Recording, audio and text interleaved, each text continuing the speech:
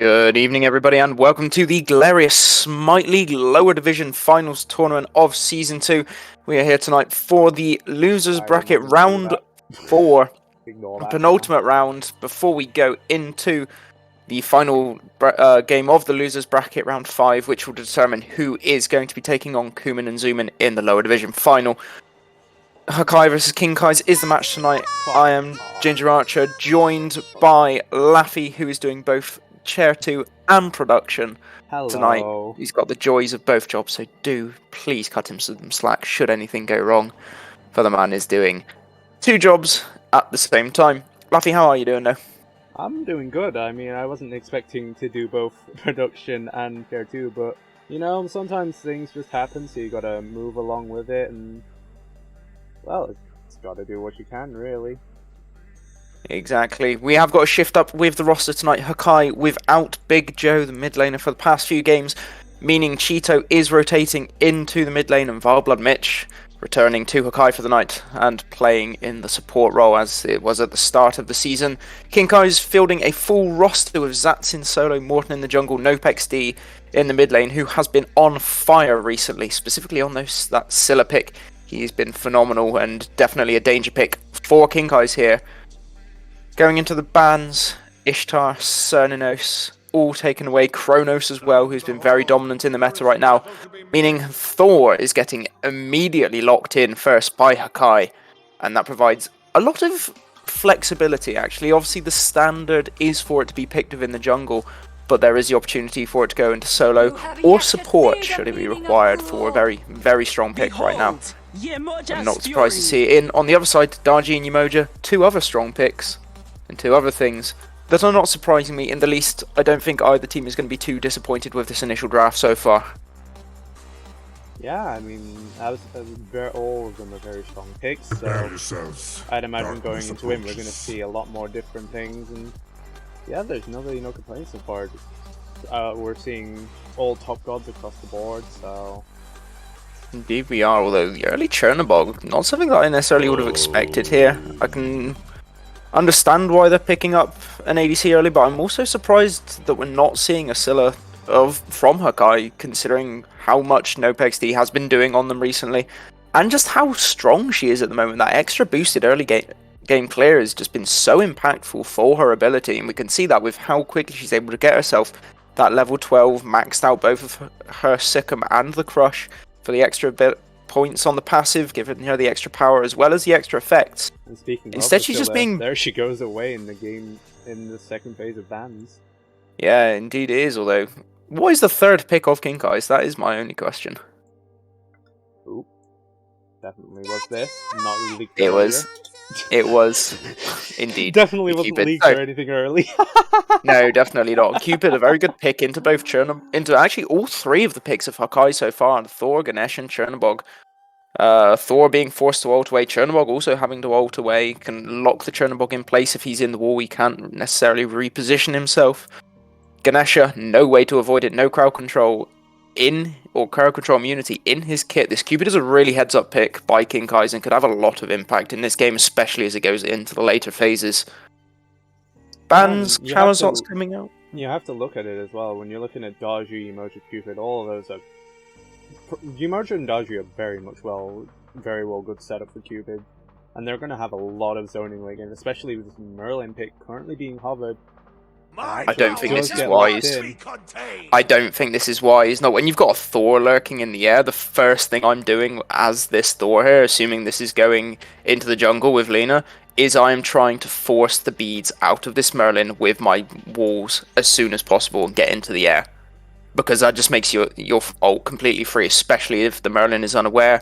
You've got the Discordia to follow up, which we are seeing that Apple of Discord providing extra crippling ability, meaning this Merlin is going to be in hot bother. I don't think this is a good pick here. I think this Merlin completely takes away from what otherwise is a really strong King Kai's draft so far. I would have liked something with a bit more safety and a bit more potential to actually just blow someone up. I don't think this Merlin does enough early. But you will certainly have to play with it very carefully. I think Merlin, as long as he's played very safely, you know, you're not using Flicker off of cooldown, you're able to get abide to your cooldown so then you can get Flicker. I think it can be very good, and especially when late game we'll be seeing the damage coming out from him. It just with the comp they have, he has to be played very carefully and very timely. Yeah, it really does. Tier coming in does mean that we have got a lot more setup. But it again begs the question, where's your mage who can really follow up on this? I'm just concerned about how much King Kai's are going to have in the early game here. And considering his history, I'm honestly surprised that we've not seen the Baba Yaga picked up by NopeXD here. One of his favourite picks, something that he's very capable on, in a meta where stacking is the go-to. Really surprised that he's prioritised the Merlin here, which is a lot less safe of a pick. I just think the Baba Yaga would have provided more safety, just as much consistent damage, and the ultimate has a lot more utility than the rotation from the Merlin kit. I think just on that alone, I think it has taken enough away from what is a really strong Cupid pick that I am now favouring the Hakai draft. They've got the Thor, they've got the rotatability with the Chernobog, the Discordia is going to have that burst from about level 12 onwards. Cucullin's in your face, he's getting that anti-heal in. I like the Hakai draft. I do like the King Kai's draft. I just think this mid pick makes all the difference there. I kind of do have the same review of you. I think we're going to see... I think both teams are fine where they stand in their draft. I think if I were to look at either drafts, I think I would have a little bit more edge toward King Kai's just because of what they have, like in terms of both Daju, Emoja, and Cupid. I think this Merlin has potential, it just has to be played really, really carefully and really well done. Yeah, this is all going to be on the Emoja to protect the Merlin in the mid lane. If that's not done properly, then this is going to be a mess for King Kai's. They need a lot of protection for this Merlin to keep it alive during these engagements. Also, just on a little side note, there is going to be a little bit delay of getting into game because you know how Smite Spectator is sometimes. I've just loaded into the match and the game has already crashed. Well, there's also the fact that they didn't put low delay spectator mode on, so it's not really your fault. That's also true. They didn't put low spectator delay on, so that could have alleviated things. But just Smite Spectator. I load into the match, it crashes immediately. What can you do? Smite has not been functioning well lately. No, are we gonna? I'm waiting to just hear that things are fixed. Copium for it to go wrong again 2 seconds later. Well, thankfully, since the match has already booted up, I now can just load straight into it, so we shouldn't have too many delays. I will just need to do a whole bunch of retyping, which is just going to be lovely. Indeed, we will. In the meantime, chat, don't forget to make sure that your predictions are going in for who you think is going to win this game, and who you think is going to win this set. Personally, I think my money is on Hakai. I think they've looked so strong since the roster adjustments. They brought in these new members who've been really, really strong, really capable, and even with some rotation in the composition tonight, losing out on the captain, I think they are still going to be a very, very difficult team for King Kai's to deal with. They're very well all-rounded in terms of their players. They've got a really nice starting draft here. And while King Kai's are very good, don't get me wrong, and there's no discredit to them, I just think that overall Hakai are going to be stronger and are going to take this set, but it is going to be close, and it's going to be down to the intricate plays, the mistakes that can be made, and how well those are collapsed on by both teams. Yep. Alright, as we should now be all A-OK to head into game, fingers crossed. So we shall just do that while we have the opportune moment. Transitioning in, here we go. No real surprises then in the picks. It is indeed the Thor jungle. Valblood Mitch with the Ganesha support. Both supports here. Picking up the hot hand of the gods with a shell and everyone else having beads. Or a teleport in the solo lane. These are pretty much identical, although we are seeing Azza here with a lot of sustain. This is someone who is going to be looking to fight in this lane. Azza is wanting to fight Zats here, especially in the early game when he's got that anti-heal on the Cucullin one. The tier then means his 2 is going to be a lot less capable of keeping him sustained in the lane. Minimal potions. I like this idea from Azza. He wants to be aggressive and he's going to make it work. Yeah, been going for stacking as many health pots as you can. Of course, you can just rely with only having Bluestone alone as raw damage. That absolutely works. With especially when you're walking into lane, you're hitting your barbed spear, and then wow, hit the wave a few times, boom, you transform it. There's your pressure, there's your power. Bluestone, you're making the effect of Bluestone. Something I want to interestingly comment is that neither ADCs here yet have opted for a Gilded Arrow first time. Something that Gilded Arrow has actually been a starter that's actually kind of seen a rise recently on ADCs. Something that's like, you know, even in non-crit builds, we've seen the buff of Diamond Arrow and no shot they've just paused. Yeah, we have indeed, and honestly, I'm not surprised that we've seen the rise in it. One, just because Shadow Steel and the anti-heal is becoming so meta because healing is so prominent, especially from ADCs, that it's almost there so that they can counter themselves. And on the other side, I mean, the Death's Toll brings you the sustain early game, but I think late game, just with the stats that it brings, it can definitely be more of a priority to have that the extra attack speed that you're getting from the arrow, whichever side you go from, the extra basic attack damage which you are getting, and just in general the extra utility that is given you, even if you've not gone much of a crit, to have that and a Shadow Steel is enough to apply consistent anti-heal. It's a good option. I just think the reason that they haven't gone for it here is just because they want to sustain in these lanes and they want to be able to sustain and stay out, get their farm up more consistently. As we do see here, Grizzly dashing in and met nicely by the blocks from the Emoja to pull Mike back in, but not taking too much damage, neither has Mitch. They're happy to just continue clearing this lane, get their own level 2, and get themselves up to scratch. But nice bit of early aggression from Grizzly and Sakura, that Emoja clear really showing its worth in this early game. Yeah, I fully vetted with the Emoji here. Duo lane probably will have a lot of pressure at the moment, but slowly I think eventually we will turn into the Chernobog in Ganesh's favor as the more points are able to be put into Vicious Barrage or even the Crystal, depending on how the Chernobog wants to play it. And of course, Cupid Heart Bomb is never going to hit an entire, unless he hits the melee minions beforehand, he's never going to hit a full wave with the Heart Bomb. Never mind that if a Chernobog is going to divert the wave just by auto-attacking him, so it can really vary. So I feel like eventually the Chernobog will eventually edge the pressure in his favor in terms of the wave, but it depends this pretty much just is when the supports rotate, because right now the Emoji is able to bunch up the waves quite well, which allows that Heart Bomb to hit, whereas later on the Cupid's not going to have that utility. We'll have the basic attacks on the Hunter, those are going to scale perfectly fine. You'll be able to two-shot the archers by your second item, if not a little bit before that, but right now, just relying on the support to clear early, but that's why you pick something with clear with the Cupid. It makes up for that lack of early clear. And actually, there's other little tricks that you can do alongside that. I saw in the SCC at the weekend and the Worlds qualifiers that people were running Cupid and Umoja with both the ADC and the support picking up Hand of the Gods so that they had some early clear and early pressure.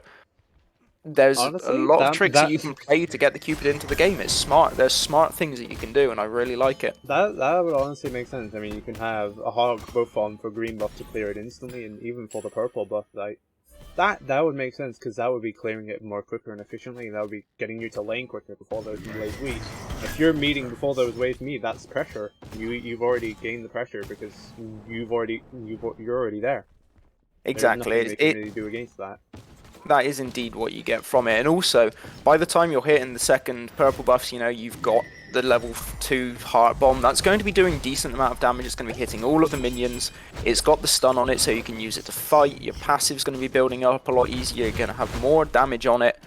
At that stage, it's a lot safer to clear that second buff with the Cupid, whether that's for fighting purposes or whether that is for just securing it.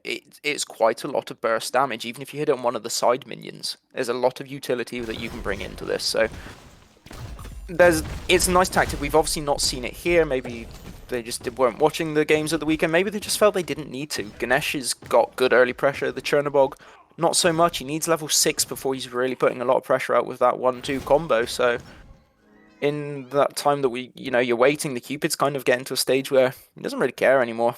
I think for both lanes here, they're just farming up, and this has just been quite a quiet one so far. A bit of aggression into mid lane, though.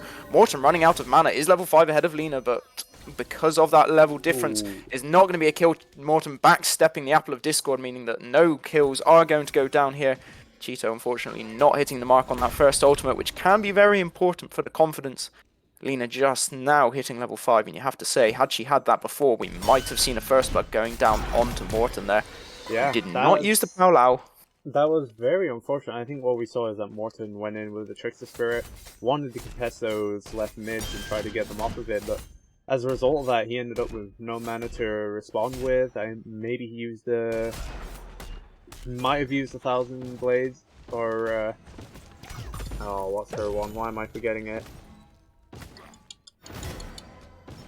I do not know. But I will say... I'm going to figure it out my way, I remember. It's Horrible Burns, Horrible that's Burns, it. there we go. Yeah, he could have used the Horrible Burns, he might not have, I don't really know, but he walked into that with no mana. I think if we're able to see the combos land, if we're able to see the Golden Apple of Discord land, I think Morton definitely could have been in way much more trouble, and that could have been a very good first blood. Yeah, I think part of that is also just the way that the builds are going here, right? You know, look at Morton right now. He's got the Bumba's Dagger, which, yes, it provides more health sustain when you clear the camp and the mana sustain when you clear the camp. But if you're not clearing, you're not getting that passive sustain that the Eye of the Jungle brings, which Lina has right now.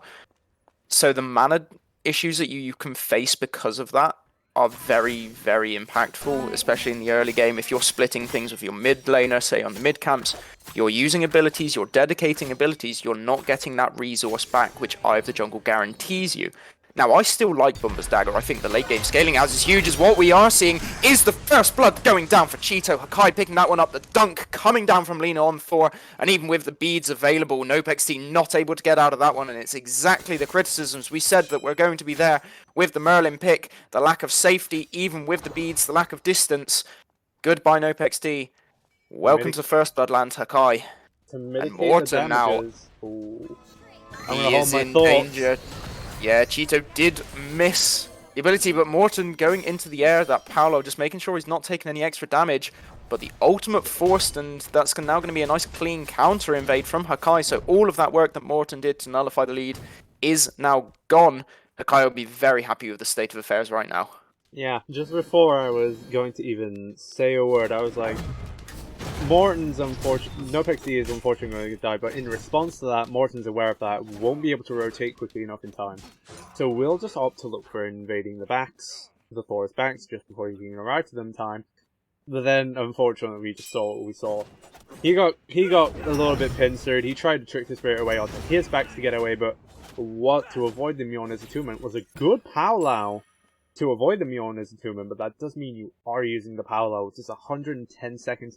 Granted, he has the Jotuns, so that's bringing it down to like probably 90 to 85 seconds, maybe a little bit less.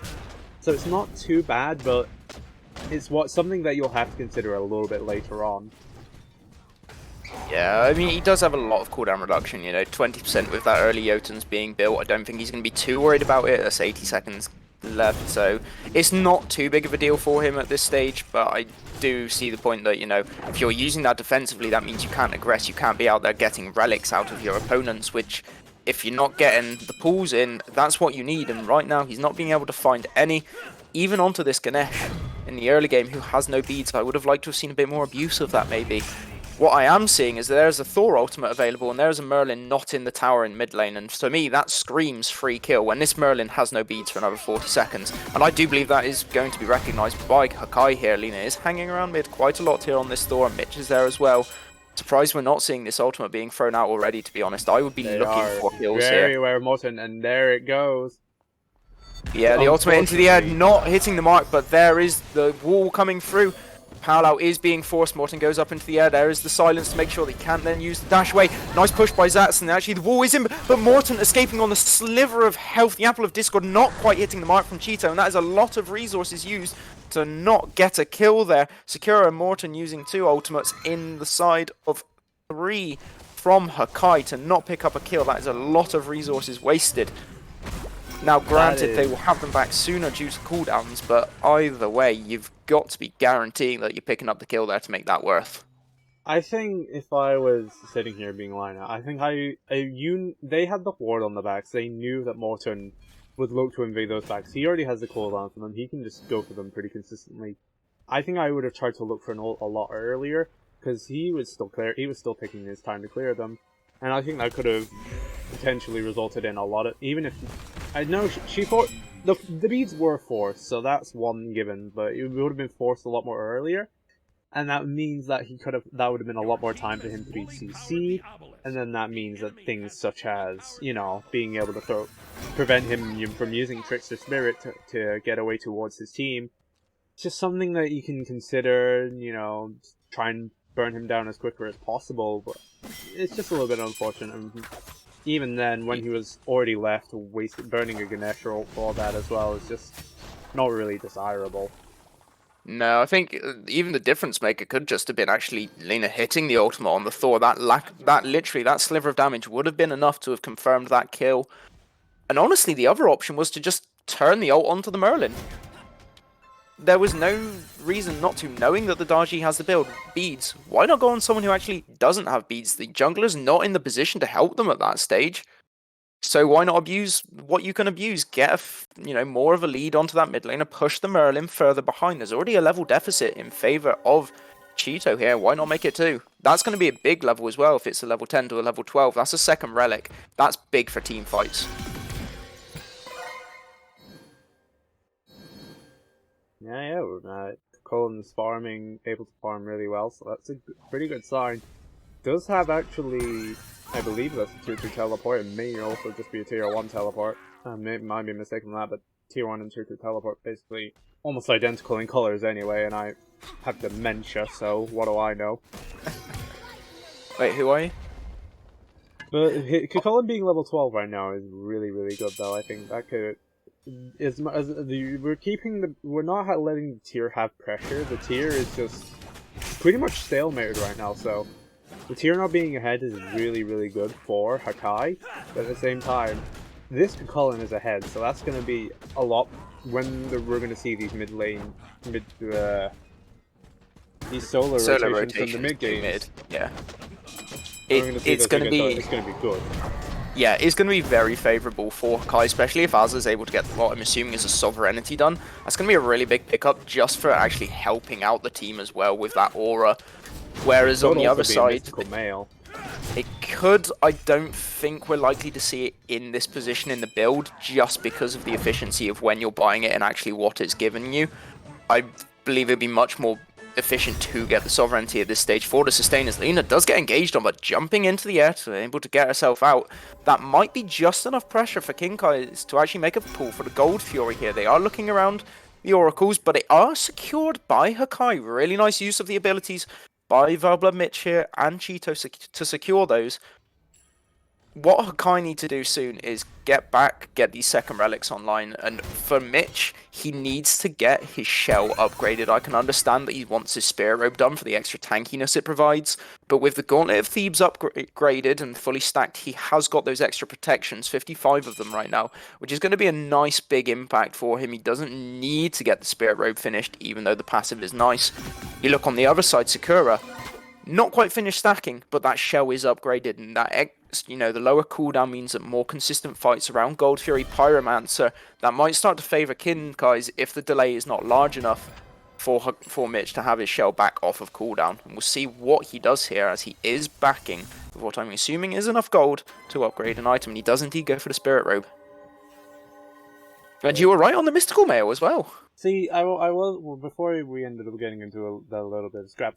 What I was going to mention is that actually during SPL, and somewhat a little bit, that actually there have been Cucullins that have even, like, where you would usually see Sovereignty first on a Cucullin, we've actually been seeing it going into a Mystical Mail. Just for the fact that it got the buff procs alone, that it can now make it a really solid first build item. Yeah, and I mean, it's a nice early pickup because Yelena, they're naturally going to path into the defense to counter your direct damage. That Mystical Mail was doing, a lot of damage per tick. It's not something that you want to ignore. Every second, that's probably the equivalent of half a basic attack. So you're getting an extra basic attack in for every 2 that you're throwing out.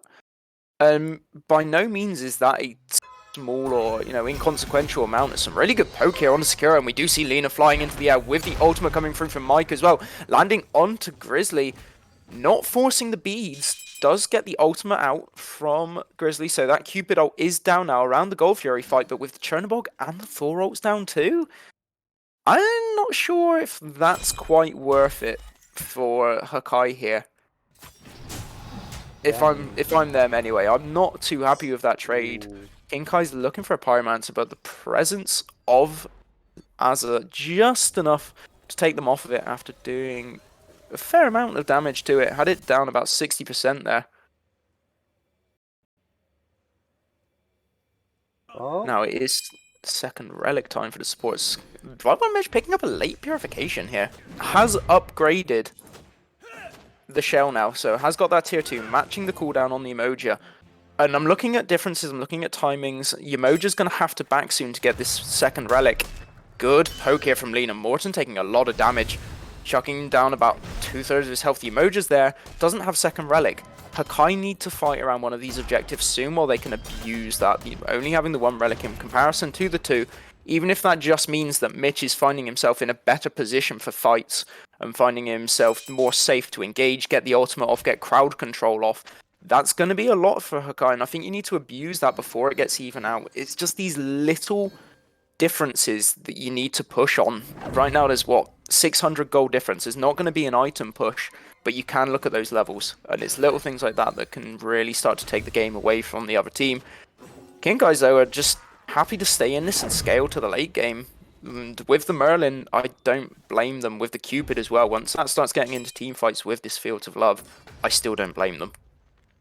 Yeah, I think it's something that, we're only seeing a 400 XP difference. It's now actually 200 within Kinkai's favor. There's not a lot going on right now, and I think something that just needs to happen is that I think we need to.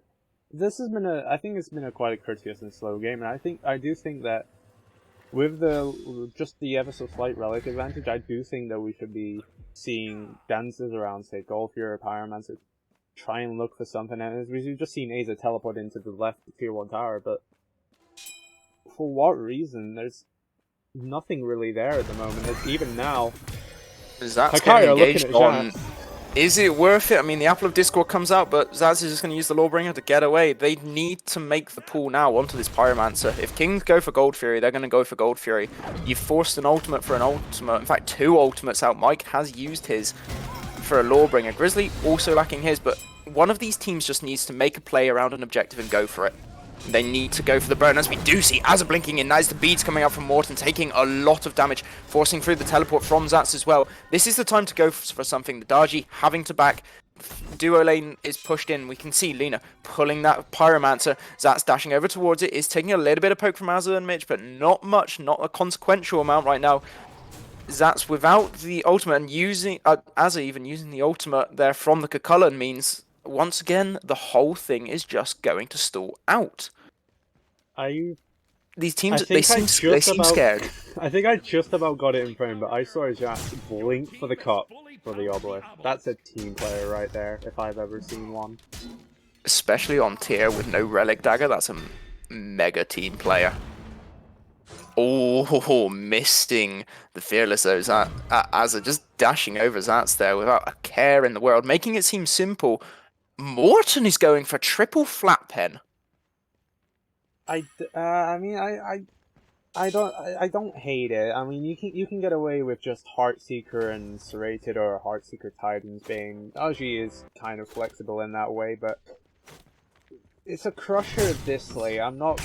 Crusher 18 minutes of the game, I'm not really sure if I really like it, per se.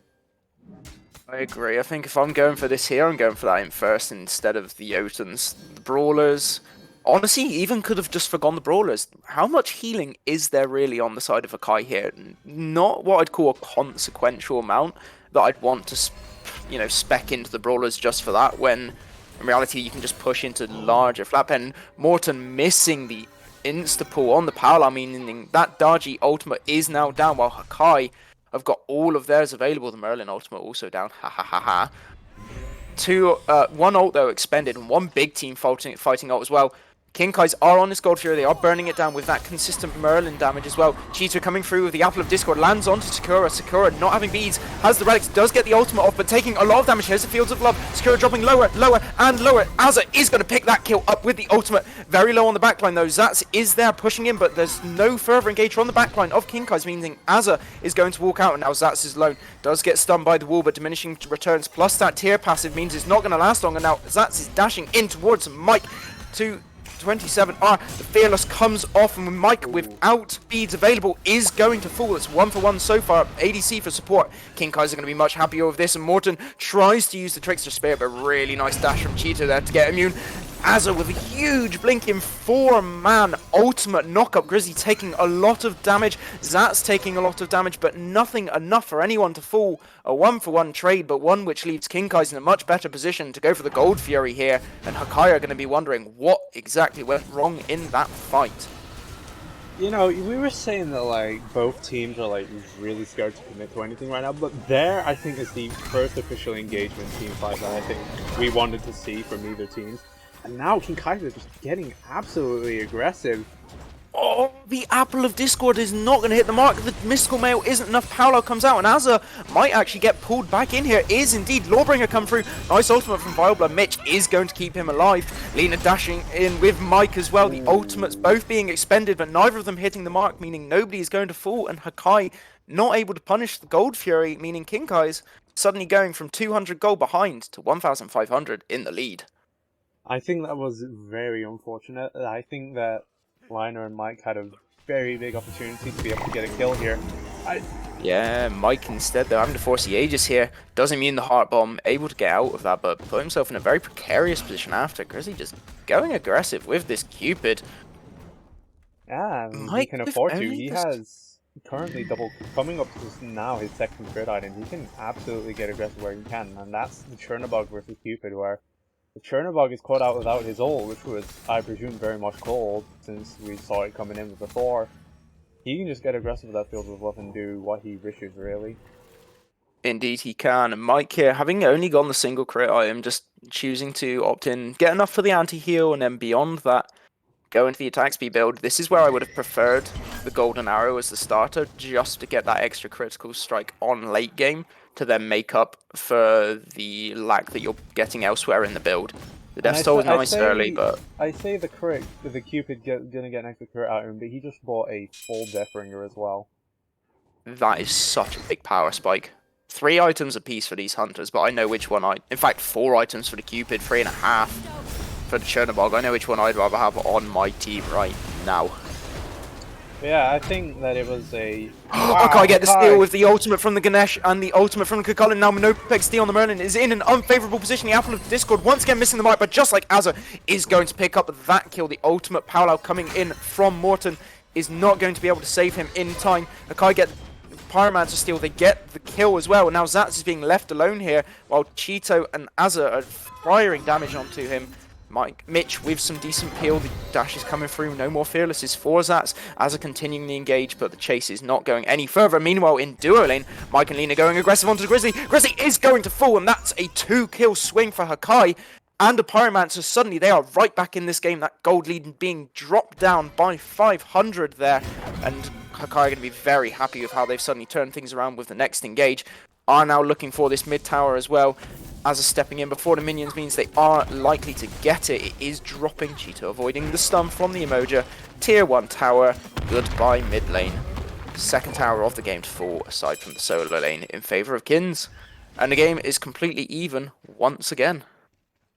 I'm just really surprised about how back and forth it is. So we saw a very huge lead for Kinkais just being able to get that Gold Fury, and now we're just seeing return kills for Hakai. We're seeing a Pyromancer steal, and that's just putting them back on the map really, really quickly without really any issues.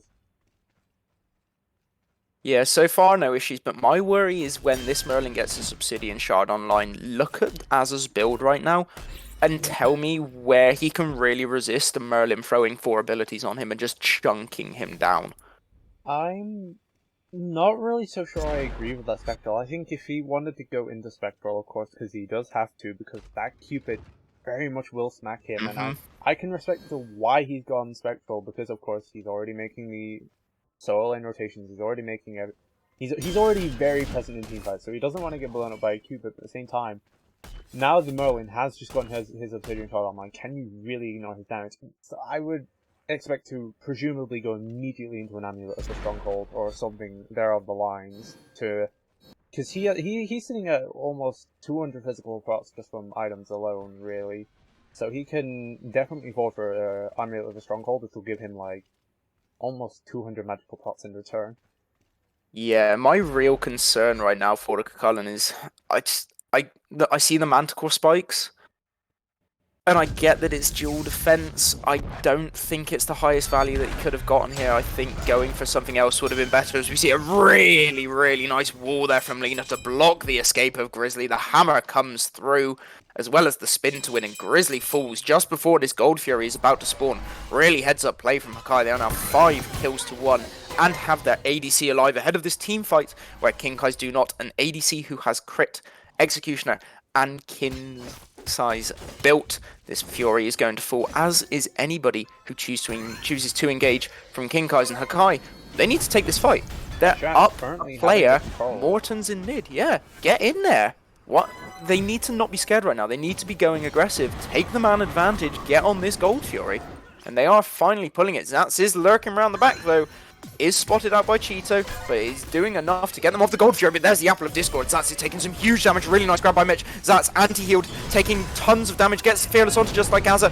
Floats through the Ganesha ult, the Dynamic Pillars, takes a lot of damage though, and Zats is just soaking up so much. Does finally fall to Mike 27R, and Hakai have yet another kill. Sakura now is getting poked out, but into the air goes Mike, into the air goes Lina. Really nice wall to block off Sakura's escape, get the damage onto NopeXD, who does try and turn it around, but now Mike is dashing forward to get that damage, force NopeXD out. Hakai have got members here, but look around the back. Here's Morton. He's got the Powwow still available, and with Hakai as low as they are, he can certainly look for a pick here. Even could have looked for one on Mitch there. Only having the 10% pen though, probably not going to do enough damage to the tank, and Hakai have identified this and are saying, screw it, we don't need Gold Fury, we want Fire Giant, and they are pulling it up right now. This thing is melting, already at half health, but look around the back, here comes Grizzly, as the ultimate available. Morton is in there as well, taking the burn damage from the Fire Giant though. Grizzly picks up Lina, Morton does use the Paolo, is able to get it off, but is going to die in return, but it's done enough to get Hakai off of the Fire Giant, and just like that, for all of that team fighting where Hakai have won 4 for 1 in kills, they've not been able to pick up an objective. As much as I think I would have liked to have agreed with that Fire Giant call, I don't think it was the best thing they could have done. I think what they could have done is that they could have low pathed back towards the Gold Fury. They could have spotted out Morton, they could have picked him out of position, that would have forced the beads, that could have forced Powwow. That would take him out, and then because all members are still kind of somewhat healthy, they can go for that Gold Fury. They can get it no problem, and then that's go from there really. Yeah, I think you're right. They're just getting a bit too far ahead of themselves, and now, I mean, Kins have just got a free Gold Fury for nothing, and once again, the game is even on gold. Especially if Zats is to steal the Pyromancer, he's not, but Hakai were in the position to just take gold there. They were right next to it. They had the advantage. Grizzly was coming out of base. By the time they chose to make that rotation, they just lost all of that momentum.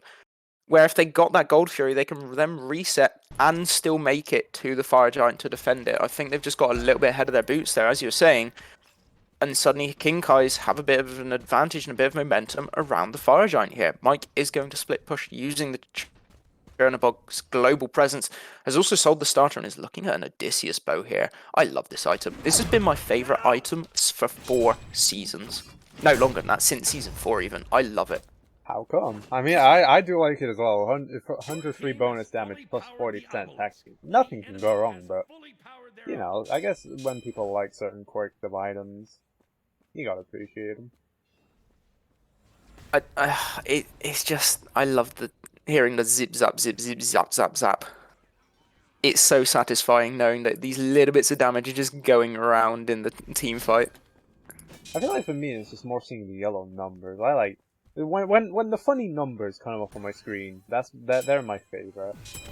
Yeah, speaking of funny numbers, Cheeto here, really nice use of the Aegis, but is going to fall before he can get off the Apple of Discord. Mike is not in the air here, he's instead just using the split push, and Kinkai's recognizing that, taking the fight. Mitch being forced to use the beads. Zats is looking to back and actually stop the split push, is going to get his back stopped, but Morton is not going to have his back stopped, doesn't have the Powwow, so won't really be winning the 1v1, and actually Mike is going to take the duo lane Phoenix. That's a trade on the kill for an objective for Hakai. Mike's now making his rotation over. Zats is trapped in the Ganesh ult, but the laners will not quite into Mike. But oh my god, the crits and the damage. Zats gets absolutely melted. 1-for-1 on kills so far. Hakai have now taken the objective. Suddenly they've got 3,000 gold over Kinkai's. Really nice stunt, forcing NopeXD into the flicker away. Continuing the engagement is Azza not quite hitting the push onto Sakura. The anti-heal is there, but Hakai turning it around now and making the right call. Not trying to look for an objective. They've traded 1-for-1. They're just wanting to back and disengage now, although Grizzly is getting quite aggressive here, taking a lot of damage from Mike, just returning it onto him. And Hakai do need to be careful here. They need to stagger these backs. If they go together, Kins get the Fire Giant right now. They need to make sure that they can get back up to this. Azza does have the teleport, so he is in a position where if he fully upgrades it, he can get there.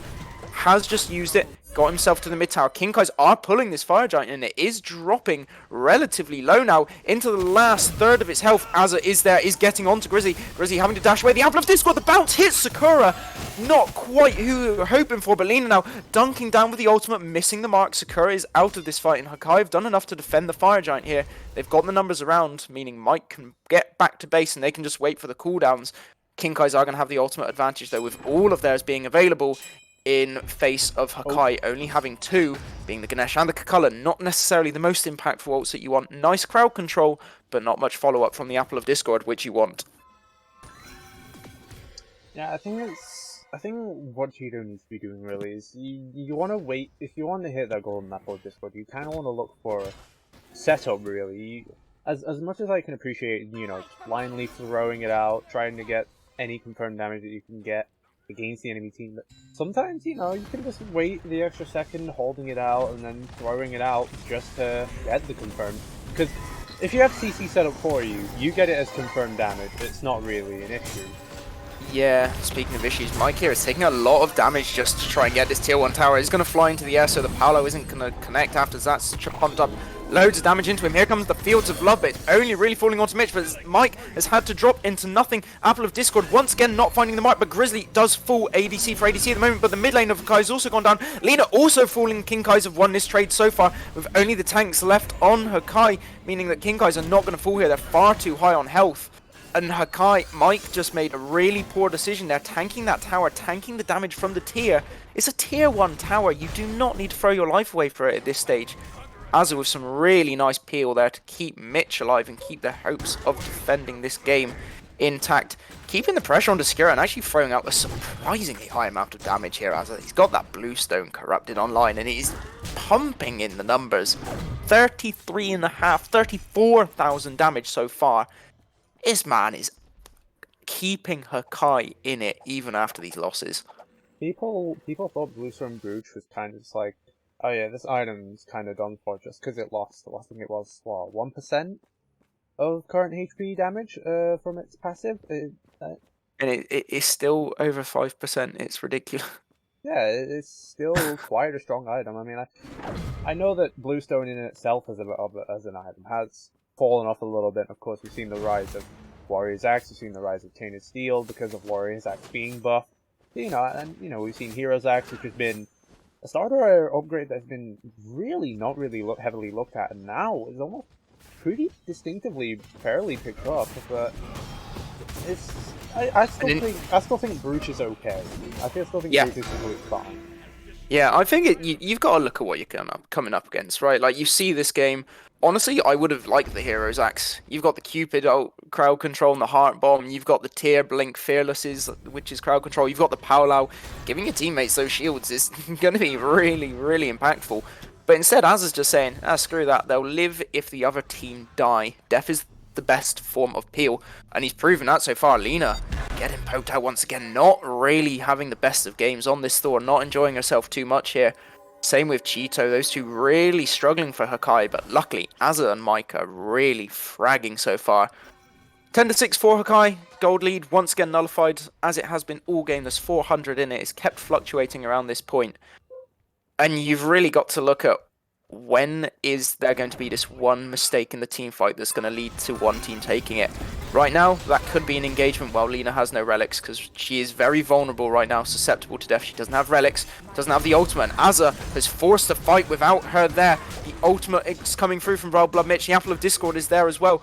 It did hit the mark. Grizzly forced into the Aegis, taking a huge amount of damage, not having the beads available. Morton now up in the parallel, taking a lot of damage too. Mitch using the CC immunity to get himself away from it. Azza continuing to chase Morton, but Mike has gone into the background and taken out Grizzly. That's the ADC down for King Kai's. Mike picking up two. Sakura's gone as well. Mitch is still half health. Azza might fall here, but no, is able to get himself out. Now Lena's jumping into the air, looking at the Merlin. She is going to dunk down, finds the damage. The beads does come out, but no, Bexley is going to fall. The Aegis does not keep her alive, and we're just saying about the mistake that could take the game away. Look at that. Mike has gone huge. Azza has gone huge. Hakai have had a hugely clean fight. 3 kills for none. They're going to take the mid Phoenix. They might even look at the left Phoenix. Mitch is going to fall without the beads, but Zats is maybe bitten off a bit more than he can chew. He's picked off the support, but is going to fall himself. Hakai pick up yet another. There's only Morton left alive, and with only 2 Phoenixes and a tower up, they're going to go for the end here, and something tells me they're going to get it as well. No Paolo available to Morton. There goes the blink in, but there's 1,000 cuts to run away, and Mina will get the kill. That is game 1 to Hakai. That's what we love to see. It is indeed, and just as we were saying that it's going to be one mistake that makes the decision, the mistake was made. I thought at the start of that fight, Hakai were far too split up. Lina didn't have the relics available, but actually Azza going in and forcing them before the Thor dunk came in found so much value for them to follow up.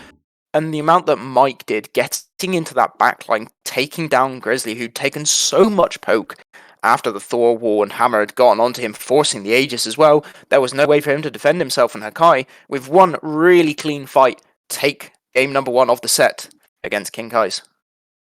Yeah, really well played by the players. I think, what would you say you would want to see coming up from game 2? I don't think there was really. I mean, potentially maybe the split pushing Turnabog, but otherwise in specific, I don't think there was too much that was really screaming much of a trouble for either teams. I don't think there was much that caused too much trouble for either team. I think, granted, Azza had a fantastic game on the Cullen, but I think no matter what you put him on, he is going to have that presence. But, I mean, look at how much he did. It was an insane amount, but Yeah, I don't think anyone on King Kai's played particularly poorly. This is the thing. There was no one who didn't do their job. What I am looking at is the Merlin.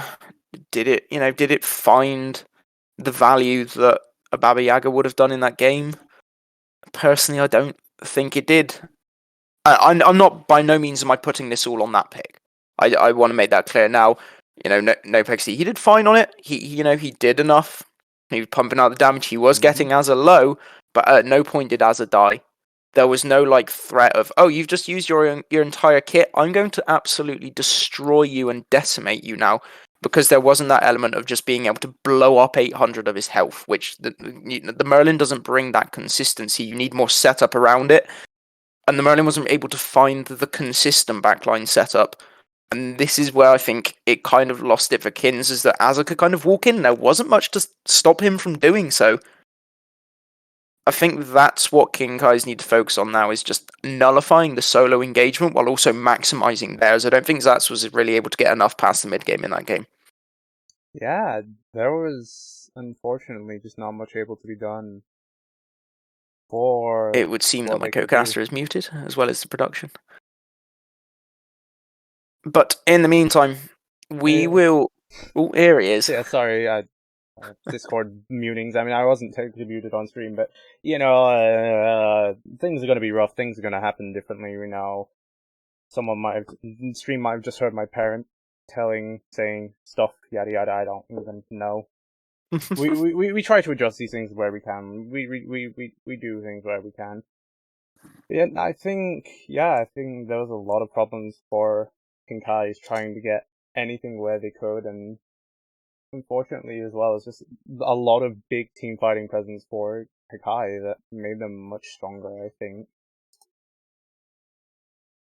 That was, yeah. I'm going to be interested to see how game 2 goes. But before we get to game 2, we are going to take a short break while we let the team set up the next lobby and make sure it's on low delay spectator mode. So didn't do that for the last game. Stay tuned for the next game of this set. Are Kinkai's going to be able to pull it back, or are Hakai going to run away 2-0 winners? We will find out very, very shortly. Stay with us.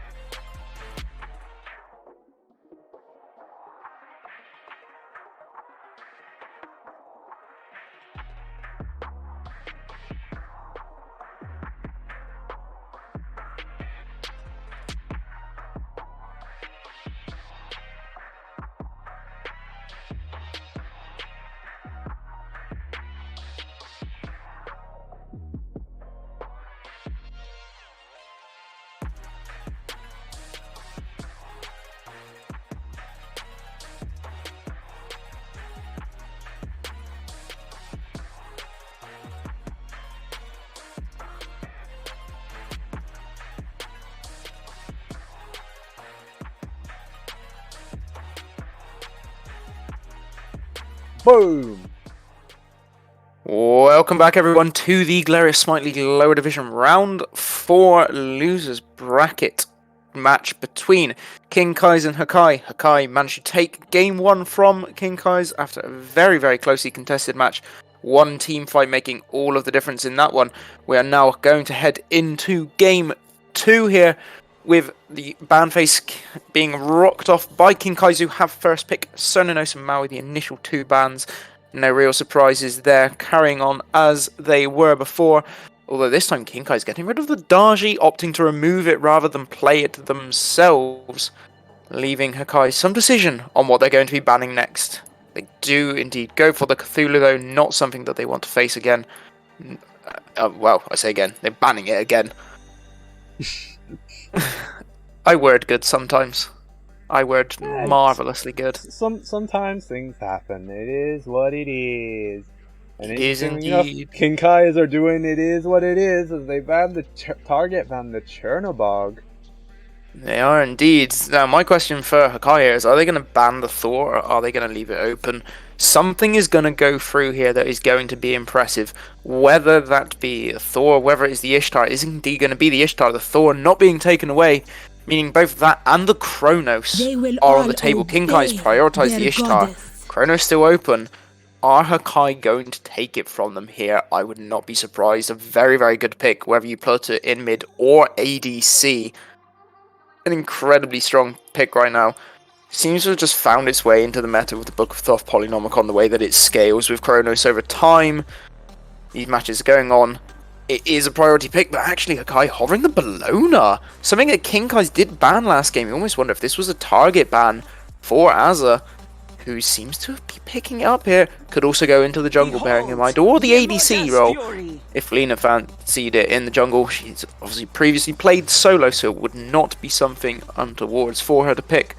Meanwhile, Mitch locking in the emoji here. A pick he's very strong for with, and the emoji does indeed get locked in. This is already very threatening for King Kai's.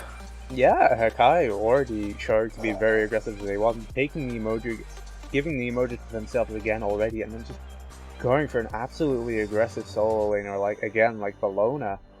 So yeah, surely they don't do it again. Surely they don't do it again here with the Merlin. My power cannot be. They've done it again here with the Merlin. I'll be honest, this surprises me. But on the other hand, however, Khepri coming in does not surprise me. This is something that, since Season 1 of this league was formed, has been a priority pick and ban a good 70-80% of the time. Once again, being picked up here.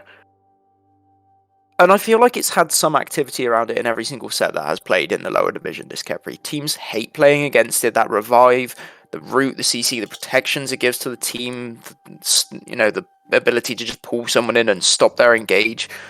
So impactful, and teams hate playing against it. And I know for one that Morton, in particular, has an incredible prejudice against this Khepri. He hates playing against it, hates leaving it through. And the fact that it is now there for King Kai's is no surprise to me. A little bit extra protection for the Merlin as well, which they desperately needed last game.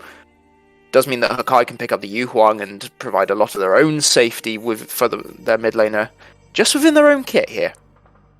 Yu Huang always a very safe mid laner, and also a very top mid laner. So not surprised that we're seeing it come through with all options considered. I mean, we could have also seen potentially a Baba Yaga as well. I like it. It's going to keep him away from the Khepri if Khepri ever tries to progress, and even the emoji Riptide just get the Khepri away from him, and then he can use Celestial Flight however he wishes, really. Of course, it will depend on what the jungler is really deciding to pick. I mean, all we know so far is a Khepri, Merlin, and an Ishtar. And of course, Ishtar being a very aggressive pick, which, of course, the Celestial Flight from the Yu Huang, they can definitely, if that's timed out, they definitely can avoid it. So I'm not too much against it. Yeah, and bans coming in here. Guan Yu being taken away by Hakai, something that almost a surprise it has managed to get through the first sort of picks and bans, something that teams seem to like prioritizing at the moment. which also would indicate that this Bellona is very much likely to go into the solo lane. On the other side though, Naja Ravana banned, and here comes a Ratatoska pick. Now, this is something similar to the Thor, provides a lot of global presence, provides a lot of damage. After the ultimate, got the CC in there as well, similar to the Thor. Not quite as much safe mobility, not the ability to go over walls with the mobility that the Ratatoska does have outside of the ultimate, but a very, very, very dangerous pick, and one that is very strong in the early game. In fact, stronger than Thor is. Hakai are looking for the pressure with that one here, and they've certainly got it, as Kingai's reverting to that tier pick, which they used last game, wanting to try it once again, hoping it will have a bit more luck against the Bellona in this time round. I'm not too confident with it. It's a little bit of a better matchup, but I still think that Bellona will just outclear. She'll be able to potentially get much of a better. It depends on how it's played, really. If it ends up getting any pressure, then that's completely fine. But it's kind of the same scenario as the Cullen, really. It's just kind of. Is it going to be allowed to get the pressure? Because the Bellona, if that goes to Death's Toll, is going to be able to just sustain massively. Isn't really going to feel too much pressure from a tier, isn't going to care too much about a tier. Whereas on the other side, we have got the Bastet coming in with it. Now, You look like fun. I'll be honest, I think that Bastet is just a bit underwhelming at the moment. I don't think... I agree. In a meta that's so dominated by ADCs who are building this attack speed and with the changes to protections are not getting blown up quite as quickly, I just don't see really what she brings. I played a game with her the other day and she just like, the damage on her 2 feels essentially inconsequential. It doesn't do enough over the 4 ticks that you're getting really any value out of it in terms of damage. You're not able to really poke someone out of it. Your best bet in this is just to be ulting someone out of position, but it's so telegraphed when it's coming in that it's very easy to avoid, it's very easy to just beads because it's slow on the uptake after the pull. You're not really going to get repositioned if you're able to time it. I don't think that Bastet just finds much value at the moment. I don't think it's going to find much value here. I genuinely just think that it's a poor pick.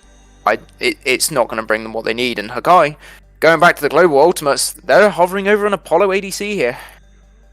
I don't hate it. I personally, into Ishtar, it's not that great, but I think they're looking to. I think what Hakai are looking to do, they're looking to recreate the same thing that they did for the Chernobog, just create an environment where they can split push and then rotate to these team fights late, and you get the advantage of the split push, and then you're also getting the advantage of the ADC rotating to that team fight and bringing in a lot of damage. So I think with the Apollo as well, it's a slower rotation, it's going to do more damage.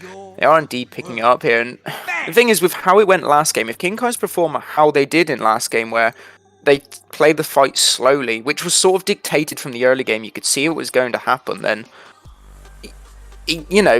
that's going to work perfectly in the favour of Hakai, because by the time that someone's back, the Apollo's already in the air, he's looking for where he can go, whether that's to actually get in the team fight, or even to actually, go and just kill that person who's doing the rotating and get back on the rotation while your teammates take the fight, especially when you've got a Bellona there who's able to close so much distance and consistently close the distance. Kingai's are going to really have to be on it and playing fast and aggressive in order to win this one. That's what they need. They need to take Hakai by surprise. Yeah, otherwise we're going to see a quicker repeat of last game. I think, yeah, absolutely. We need Kingai's both teams are really scared to make any movement game 1. And we saw that in a ripple effect, that eventually as time went on, Kai were able to just slowly edge, they were slowly able to take their pressure, they won the fights, and then they also just had the split push advantage to the point that their globals just ended up slowly taking them over the edge and winning them the game. And I think if Kingai's want to prevent that from happening again, they need to not be scared, and they need to just make the shot calls and just push things absolutely to their maximum. Yeah, nice use of the portal there from Mitch to keep himself safe, get himself out. This duo-lane, I mean, this is essentially what happened last game, right? You know, King Kai's had a bit of pressure early, they pushed in with it, but they didn't really manage to do anything with it. And I imagine it's going to be very much the same here, although they are making the smart play with focusing on the Emoja, because the Emoja is going to be the one that finds it harder to sustain herself. You know what? I'm almost a little bit surprised that we're not seeing the meditation rush from the Emoja, though. I love that item on the Emoji. You know, the extra cooldowns, it's so impactful. Does that work in a with her fight. Obi? If you pop the cooldown ultimate, because you're also getting the mana back and you have a Spear of Desolation, you get so much use of the Omi. It's ridiculously powerful. I've been seeing it a lot in high-level rank games on Umoja. I've been seeing it in SPL rank games on Umoja. You saw it yesterday. One of them picked up a Spear of Desolation second item, as well as the meditation. It had so much impact for them. It's a really, really strong combination. I mean, I get the Spirit of Death Emoji. That's always been a thing for... I didn't even know how long. I wasn't even aware that Cloak of the Ascetic worked on Umoja's Omi. So you know how Umoja Omi is? It's just really weird, and obviously, all cooldown reduction does is increase the amount of Omi regen. Like how quickly it regens, because you regen so quickly, as well as the cooldowns on it, it's wild. It is absolutely wild how much you get from it. That's something I've got to try now. You've actually made me kind of interested in it now. That's actually something I might have to give a try. It's fun. If you've got, you know, the Spear of Deso and a tank item online, you're going to be, what, about level 10? You can 1v1 any squishy character. I feel like it's just a given with any tank, really. If you have that one damage item, like if you're a Pythagoras Ares, you are just walking. You are doing damage. Yeah, but that's Ares in general. This specific case of this specific build where it makes so much of a difference, it's fantastic. I mean, like, you say it's Ares, and like, yeah, like, Ares passive, wow, yippee, another 30 power on top of that, what, 50-ish power? Like, I get it, but like, at the same time, like, it's Umoja as well, though. Like, Umoja, as much as her scalings and as much as her base power got, like, nerfed through the roof, she does still do quite a lot of damage. She does, but it's not enough to, you know, completely take someone out of the fight. You might take away maybe half of their health and that'll be it. As we do see the engagement onto Zats here, he's escaping with a sliver of health. Azza and Nina with a really positive engagement now. Morton throwing out the ultimate from the Bastet. Didn't have the mana to follow up, and as we saw, what we were mentioning before, it's just so easy to avoid. Azza just stepped to the left and really didn't care beyond that at all. Yeah, was able to just get himself out and happy days. That's the big problem that I have with Bastet, is that Huntress of Bass, as much as it's a good ability, it has to connect for it to be a good ability. And on top of that, especially when like your main damage is through Pounce, it's through Razor Rip, like I don't like her third. I don't really like her third ability. I think it's really one of the weakest abilities in the game, and I think that's really what brings her down as a character.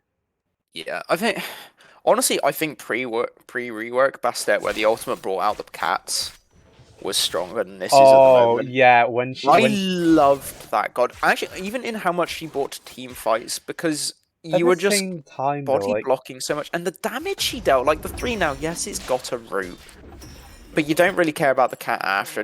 She doesn't have the base damage that she used to have. You used to just be able to just free someone, jump on them, to them, they die. You don't have that anymore, and it was so fun. I miss it. I do miss I do think pre-rework Bastet was good. Like, Guardians of Bast was a really good ability, but at the same time, I think I understood why they reworked her, because it was like, that ability, that ultimate is going to be really hard to balance, because how are you going to look at the base damage of Pounce, but then how are you going to look to try and balance, like, the other parts of it, which is, like, the enhanced parts of it, which is, like, what, I think it was 0.75 times of the base damage? Like, doing like 6 ticks of that, 3 ticks of that, like, instantly is just, ouch. Yeah, I think the way to balance it would just have been to chuck on some extra health scaling onto the old ultimate on the cats. Not early game. Early game they did enough, but just maybe, you know, 50 extra health per level, for example, or 40 extra health per level. So by the time you've maxed it out, there's an extra 200 there. Yeah, they didn't need to do more damage. They just needed to be a nuisance for a bit longer. I think you do that and you've got what you need there. Obviously, she'd still have been able to split push, but they don't take away the backdoor protections. And with the tower changes, towers getting buffed. I think you do enough there where actually the old Bastet would fit into the meta quite nicely right now, just with a little change like that. Well, actually, I think we were talking about two completely different Bastets, because there's base Bastet, which was 3 cat summon ultimate. That's the one I am on about.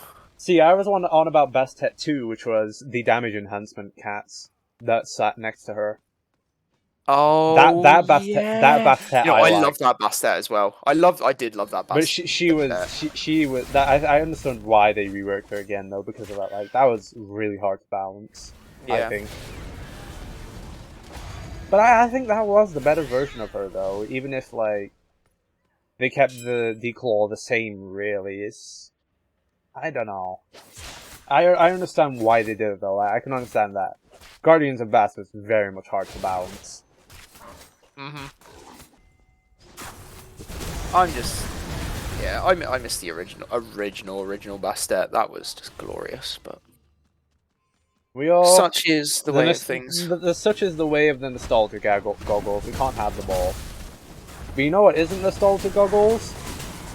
Bouncing Bubble never working ever properly in Spectator. That has been in there since her release.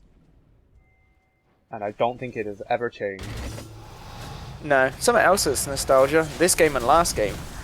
In fact, this game is even quieter than last game. Hakai not wanting to throw things away, happy to scale with this team, and honestly, I don't blame them. King Kai's too scared to throw it away like they did early game and make any plays. We're 8 minutes in. We've seen a single engagement. And we haven't even seen... We almost saw First Blood on Sejats, but escaping by the skin of his teeth. So yeah, we're not even... I mean, we're seeing aggression really big right now onto Mitch. Yeah, Vile Blood Mitch. The ultimate did come out from Morton, and Mitch actually is alone here. Morton picks up First Blood with the pounce on Bastet. King Kai's getting momentum, which they did not get this game. Has given them the First Blood. The Bastet getting that little bit of a lead now. Probably going to back with almost a full item here. Nope, choosing to go for the Transcendence, which is going to delay the build a little bit. Ratatoska though, Lena here, should be pretty close to having what I assume is going to be a Jotun's Wrath done, as well as her Acorn. She's going to hit a big power spike soon. King Kai's may have just got that First Blood, but that power spike is going to be massive. I mean, I don't want to jinx it, because I think we're seeing the same thing as we saw. I mean, we did see King Kai's getting that First Blood in the first match. And then Hakai were just able to topple it. They were able to get a return kill, and then they got more on top of that. Yeah, and what we've also seen here is a successful invade. Here comes the Lena with the Ratatoska ultimate. She's able to escape quite nicely. There is further engagement, but Mitch is just going to throw down the little Riptide and get himself and Azza out of there. Lena escapes, one successful blue buff completed. Grizzly, though, going aggressive onto Mike, who does force use the beads. Nice Mesmerize coming out just to keep himself alive into that. Mesmerize is there, though, and Grizzly is chasing Mike, is just able to dash out because he does get a successful purple buff invade there. And we're just seeing why the Ishtar is so dominant into these hunters that don't have that sort of bursty crowd control immunity. Even if the Apollo does try and go into the air there with the Across the Skies, going to take a lot of damage, still going to be rooted into place. Mike lucky to escape with his life. Blades of Retribution is just a really, really strong ability. I mean, I love Ishtar. You throw out 6 blades, yeah, you can sidestep them if you're in well enough range, but otherwise you're just getting hit with an instant 1 second cripple into a 1.25 second stun in return of that if, you know, the second blades connect. Very, very dangerous god. I mean, she already has the pressure with... she already has the pressure with Imbue Arrows on her first shots, and... so it's scary. She can be very, very scary. It is scary. Now, something worth noting here. Mike opting not to go into the Shadow Steel Shuriken this game. I don't know if I agree with that. I'm looking at the Ishtar who's going to be healing. I'm lifestealing. I'm looking at the tier that's going to be healing. I'm looking at the Bastet with the passive healing as well. Kepri with the Mail of Renewal. I think this game warranted anti-heal in the Apollo build. I don't like the lack of a Shadow Steel Shuriken here. I don't disagree, but I think going Executioner first over gaining any crit item, I think it can be completely fine, because even though Mike is currently in a little bit of a level disadvantage, and a little bit of a gold disadvantage, there is the potential for him to outtrade Grizzly here, because Executioner is cheaper, will allow him to get, more attack speed, will already give him that percent shred, so he's already hitting harder with the autos. And just until Grizzly backs gets that Shadow Steel Shuriken, he's gonna actually be able to do some pretty decent trading onto the Ishtar. He is... My worry is as soon as that first crit comes through, you instantly lose the fight. Beads coming out from Grizzly, as is the ultimate. Those 6 blades coming through, not finding the mark on Talina, who able to just dash away, no use of beads even, forcing the beads and the ultimate out of Grizzly. I'd say that's worth for Hakai there. Morton trying to look for sneaky invade, but nothing available for him. Lena's there, just going to go and secure the green buff. Grizzly continuing to strip away farm, getting all of the neutral farm right now, finding himself with the level lead. And as we look at the net worth, 400 gold difference, which is slowly going to grow. And of the gold difference for Hakai, most of that is on the Hunter here, and that's exactly who they're going to want it on. This is the person who's going to do the scaling. This is the person that's going to take them into the late game. Mike finding himself falling a little bit behind here. Not quite as detrimental, seeing as he's not going for the crit. As you mentioned, it's not a bad idea to forego it. And in this situation, it is going to help him get online just that little bit quicker, because it's that much cheaper not going for the crit. Executioner is still, what, 22.50 in gold? That's nothing. That is absolutely nothing for a Hunter. Yeah, Shadow Steel just being about... I mean, Shadow Steel isn't too far behind it. It is only, like, I believe, 250-ish gold difference between them. I think Shadow Steel is sitting at 24.50, while Execution is sitting at 13.50. So it's only 200 gold difference between them, but that... In an early game scenario, that can mean quite a bit, actually. That 200 gold can make up a lot of difference in whether how long you're staying and how long you're waiting, or how much more longer you're potentially waiting to be able to get that gold to get the item. Yeah, it keeps you in a fighting position, essentially, instead of being that half item down, which between the tier 2 and the tier 3 can really make a difference. Like, well, as much as we're seeing it, like, Grizzly is 2 levels ahead, absolutely has the gold ahead of him, but they're still very much even on items. They are, and I think Hankai's aware of that. They're just scared to continue taking engagements. I feel like if they were to make a play into duo lane right now, they're going to be able to force the Apollo to at least use the beads, maybe ult out, and that gives them a lot of momentum then for the Gold Fury, because the Apollo can't get there very quickly. I think Lina should be looking at stuff right now. I mean, she knows... Yeah, and indeed she is. Blinks onto Nopex D, has to use the flicker away. Change of stance as well, not going to use the ultimate now to re-engage onto him, just realising that Hakai have got members over here. Zats is not, as is also over in the solo lane with him. Lina taking a little bit of poke, but a nice bit of appeal there to keep her from getting engaged on. Tiny amounts of poke, nothing more than that. And that's kind of the summary of this game. There's no real commitment to make any plays right now. These teams are just quite happy to get to the late game and then do the little dances around objectives, rather than pushing any lead. I think there should be... We saw that Grizzly had to use beads. He had to use beads, he had to use Blades of Retribution against Lina. I think that in the time that Grizzly didn't have beads, I think they could have opted for a more aggressive play to go onto the Ishtar, try and kill her, and then that can give Mike a little bit of a better ground. That'll not put him in the 2-level disadvantage that he currently has. Allow him to get some passive farm, allow him to get into a little bit of push, and that might just ever so bring him ever so closer back to where they stand. To where Grizzly stands at the moment. Yeah.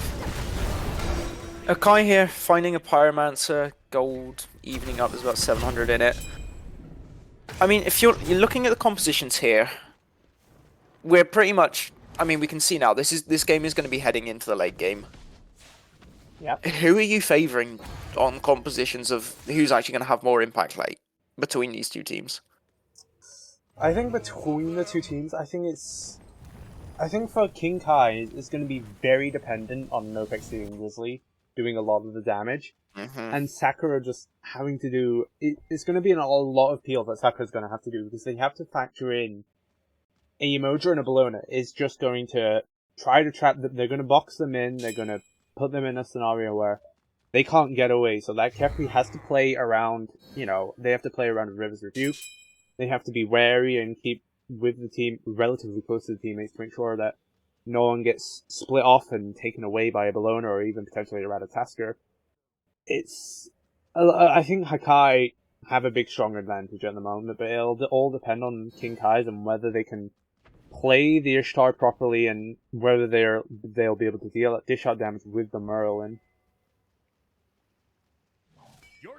Yeah, I mean, the other thing is, Nopex T here, he's not gone for a Divine Ruin.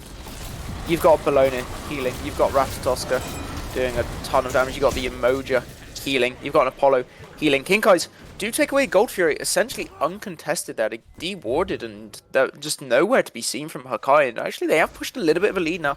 2,000 gold. It's still within levels where, Hakai, they're not going to be too bothered.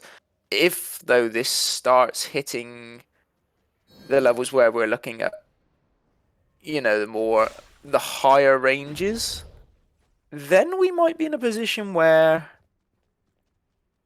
they're going to be, there's going to be a fear factor for Hakai because King Kai's are going to start to push forwards. They're going to have the they're going to items have enough more momentum. accessible. They're going to have the items. They're going to have the small level advantage that they have the opposition where they can make those aggressive plays where they have a tier like just anything to start. I mean, both solo laners are very much equal right now, so there's absolutely no trouble in that regard. It's just there'll be eventually, maybe potentially, there's an item level or item difference between whether it be the support, whether it be the mid laner, whether it be the jungler, which actually Lion are currently ahead of the Bastet in terms of itemization. But everything is just equal, even with the 2,000 gold that King Kai's have for themselves. Everything is still kind of just so even. Exactly, I mean, both mid laners, 3 core items are done. The solo laners, my one worry is that Azza isn't going to have that spectral as much and is really going to sort of need one at some point in this game against an Ishtar because she's going to be critting so much, especially with the imbued arrows. If that's getting the width on them, then, that's going to be a lot of shred onto this Bologna. But then obviously the Bologna can just disarm the imbued arrows. This one's going to come down to the wire. I think both teams are just respecting what one another can bring right now. King Kai's are happy to just whittle things down, which they have been doing. It's led to this minor lead that they have. It's not much, but, it doesn't, you count your pennies, you get your pounds, as the old phrase goes, and that's what they're doing here. They've counted the pennies, they're turning them into pounds, and they're quite happy to keep that going. Yeah, exactly. Rags to riches from nothing. Spend start off with 1 pence being homeless, watch as I grind to about £45 in about probably 3 hours, sitting outside the local Asda, going, give you a meal deal, mate. Meal deal, mate, indeed. Or the other way, just in the modern day, chucking a quid into the stock market and watching those shares gradually rise and just putting more and more back into it. Joke's on you, crypto nerds, because your stuff has crashed. And that's why GPUs are cheaper again. We love it. Woo! You see that with my boss, he does all the trading and things, and he's lost out massively on his stocks over last year. Because he had Nvidia stocks, and they've just plummeted. Ooh. I mean, especially with how the 4090 is going right now, with the, not having the proper, administration with the chipsets and, things burning alive. Not looking good. Yeah, speaking of burning alive, Cheeto is taking a lot of damage here and actually goes into the ultimate to prevent further engagement. Possibly looking to prevent the ultimate coming through from Mortem, but it was never fired off, and that's a big use there from Cheeto. There's a big team fighting use on the other side. Mike is losing so much health over here. 2 levels down. We've got a level 20 Ishtar here. This is the time for this Ishtar to start rotating. We see that now. He's moving towards the Oracles. I'd like the rotation to go further, get around to this Fire Giant. King Kai's hesitant in even pulling this Pyromancer right now, but the Ishtar coming over is going to make all the difference in the fight. Mike is going back to the duo lane, with Sakura taking what can only be considered as a minimal poke King Kaiser really going to be looking at running forward here. Azza, on his own, a little bit out of position. Has the Frostbound, has got the Bologna passive. That's a lot of movement speed and a lot of safety, but the engagement is coming. Here's Morton. Azza starting to take a lot of damage. Some brilliant body blocks between Zats and the Cats. Sakura is over here looking for the pluck. There's the ultimate from Morton. Beads being forced out by Azza. Is finally ulting away, but here comes the Lawbringer. Is this going to be the second kill of the game going for King Kaiser? Is Zats picking up the kill onto Azza, and now suddenly there's a two-man advantage in favor of King Kaiser. Diving further for Varblood Mitch. The beads coming out from Grizzly. Is going to keep chasing. Is going to pick up the kill. Lina into the backline onto Morton, but having to dash away, going into the ultimate. Morton just dealing way too much damage to her on the back. She's having to use the ultimate out of there. That's a 2-kill swing for King Kaiser. They are going to get a tower, but Mike on the other side has picked off a tier 2. And the gold is as even as it was before. We're seeing team fights. King Kais are taking advantage of the fact that they absolutely have the gold, they have the numbers, but at the same time, Hakai are just, even if they're 2 kills down, even if they're 3 kills down, they're using Mike, they're split pushing, they're just making where means end. They're able to mitigate the losses. Yeah, they're stalling the game out is what they're doing. They are completely stalling the game out, although in mid lane, Grizzly picking up a kill on Lina, almost falling himself, but not quite that level 20 with the crits, meaning he just about is able to sustain himself through it. Now suddenly there's another man down. Coming in with a clutch last second Guardian of Bast that did actually hit, or Huntress of Bast, sorry, that actually did connect with it. Yeah, and that's now going to be an Oni Fury for King Kaiser. And we said this critical level where there's a 5,000 gold difference. We've now hit that stage. And this is where the game can start to snowball, because this is, half an item on every single player of King Kai's. And right now, the one that I'm looking at is the Hunter. This is almost a fully completed Deathbringer for Grizzly. Sakura is taking a lot of damage from Mike in mid. That Shred build with the Apollo passive absolutely destroying his health bar, but not enough to pick anything off. Means that Hakai are not going to have this momentum. The Oni waves are pushing. No one can stop Grizzly on their own right now. There needs to be 2 there. And there aren't 2 there to dedicate, because as soon as you send 2 over, there goes Fire Giant. Yeah. This is a tough spot for Hakai.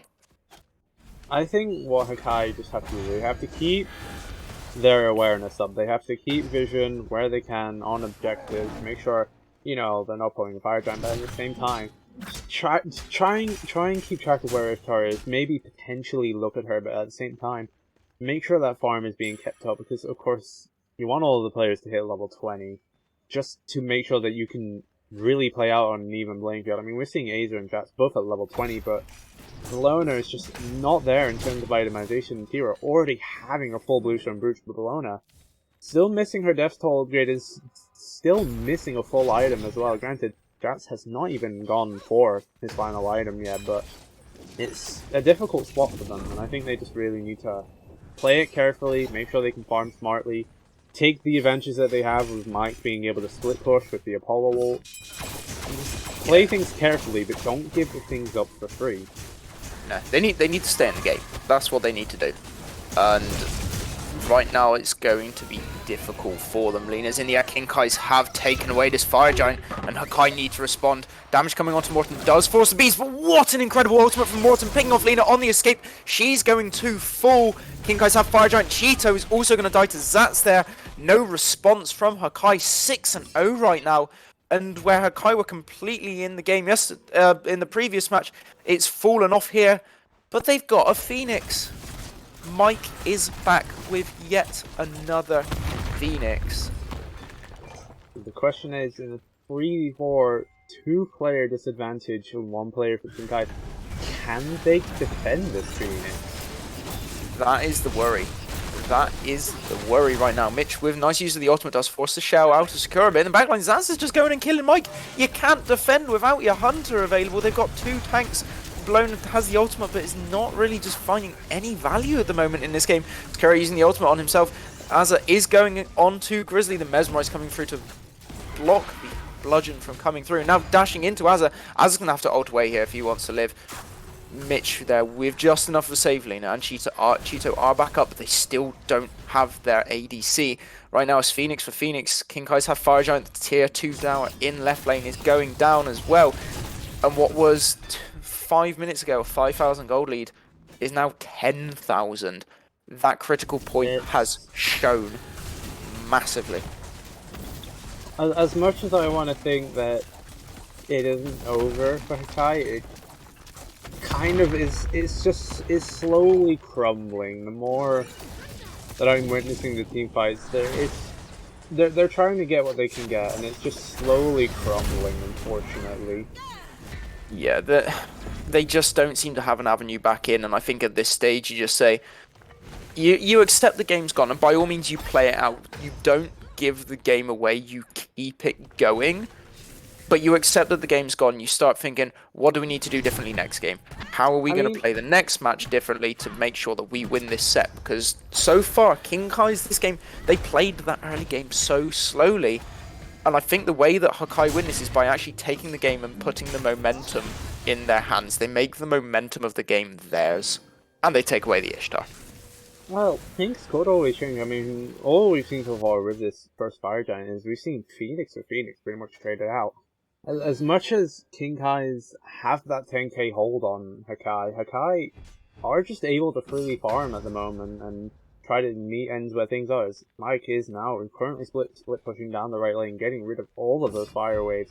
Potentially maybe getting greedy and taking this tier 1 tower. Not aware that Jats is currently just walking up. Does not have a blink available, so he will just pretty much get that tower, and now calls are being made out onto him actually as there are look at Zats here. This is not greedy either. Mike just repositioning himself. Zats looking aggressive, not realizing just who's behind him here. Azza and Lena. Zats is trying to look aggressive with this Fearless. He's going to Lawbringer over the wall. Azza's going to follow. Zats is falling quite low here. Mike and Lena going into the air. Lena's going to dunk down onto this tier, but the Fearless turnaround is big. Is it going to be enough? No, it's not. Zats falls, and that is exactly what Hakai needed. They've got themselves onto the board. They are, though, going to lose their Phoenix. They're going to lose their support. There is the teleport over. Mike's dead. Mike is already fallen. Azza's over here.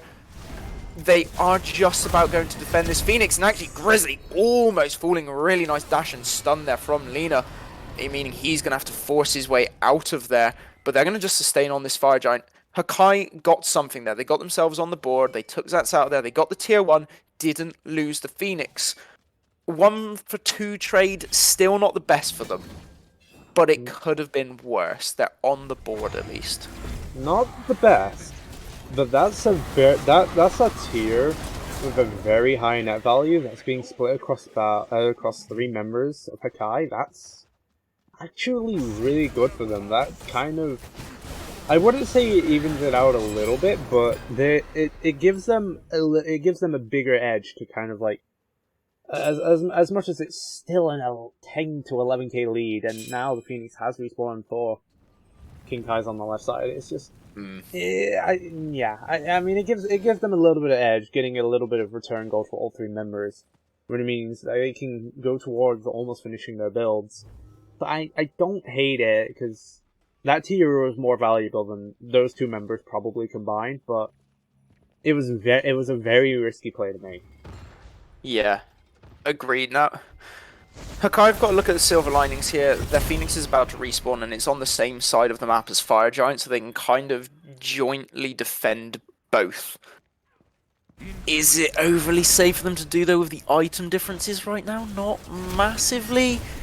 Zats is taking a big amount of poke from Cheeto. That is a lot of damage coming out from the mid laner of Hakai right now.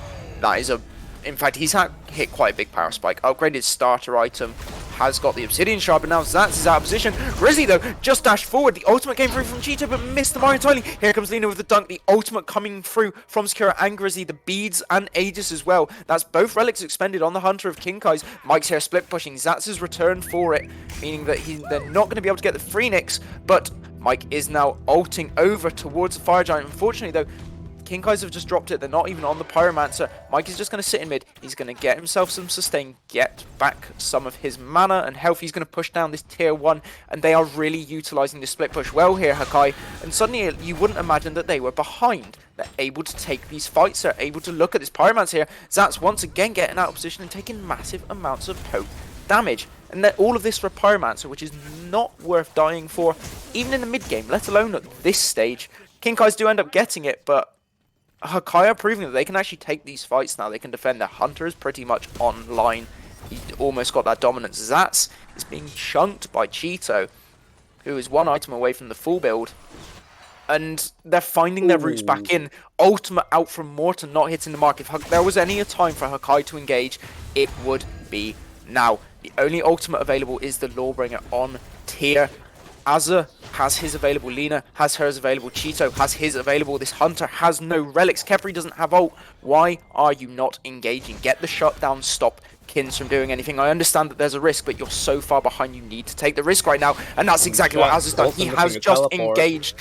Yep, Zats is taking a lot of damage. Lina is engaging into the backline. Nopex D taking some huge damage. Here comes Azza, but Grizzly does pick off Lina, and Azza's falling to Zats as well. They're dropping lower and lower at Kinkai's. Cheeto there still has the ultimate, needs to get it fired off soon. Doesn't find the mark of anybody though, and adds forced into the beads. That ult could really have made a difference. Ends up not doing. Now Mike is being run at. Zats blinking in, does hit Fearless knockup. Good mesmerize from Mike, but it's not enough when that tier passive comes into play. And what could have been such a good fight for Hakai had they targeted the right members at the right time has suddenly dropped off to a complete loss. Kinkai's are going to chase them down now. They're going to take this Phoenix and they're going to go for the end. Something tells me they're going to get it. Yeah, with only the mid laner alive, who unfortunately just not able to do a lot of damage onto Zats. Never mind the sucker that has almost his entire health bar. That I fear will just be a game for Kinkai's, and that will be the game too. Wow. That was... It's almost like Hakai just didn't show up to the game. I thought we were going to see a ripple effect, and we actually just didn't see it. I thought we were going to see pretty much the exact same thing happen, and we just didn't. It went almost completely differently. Yeah. I don't get after the previous game why Hakai were so scared. They've not taken any momentum, and really when you've just taken a set, the first thing you want to do is show some early aggression and scare the other team. You've just taken the first game off of them. They're going to be nervous.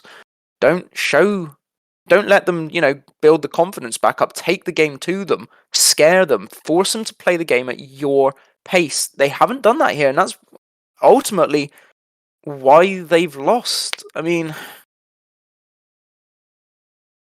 yeah, they've completely gone missing, and the main difference is the Hunters. Look at how much Grizzly has done. Honestly, look at how much Zats has done as well, getting into the backline. Phenomenal games from those two. And Zats is the only one to die. Across the board. Yeah, Zats fed. Just putting that out there. Oh god, that man died? He should have just gone deathless for real. Trolling. What an absolute silly goofy guy, honestly. What a Philly goof. What a little gooster. So what game, we're on to game 3 now. What would you expect at this point? I think the Ishtar should be kept away, but at the same time, it's in their scenario. Do they want to give Mike Chernobog again, or potentially anything else that they did well with in game 1 and run with that again? I think they just need to be more aggressive with the picks. I think you look at the early game here, you've got a Bologna, you've got a Ratatoska, you've got the rotational ability, and there was just nothing forced. I think they're too scared to get camps invaded if they try to engage on duo lane, but to me, it just seemed like Hakai were, and I said it before, they were scared. It's not any particular picks that made the difference. I mean, I don't think you can let the Ishtar through anymore saying that, but they were just scared. And that fear, to me, is what has lost them the game.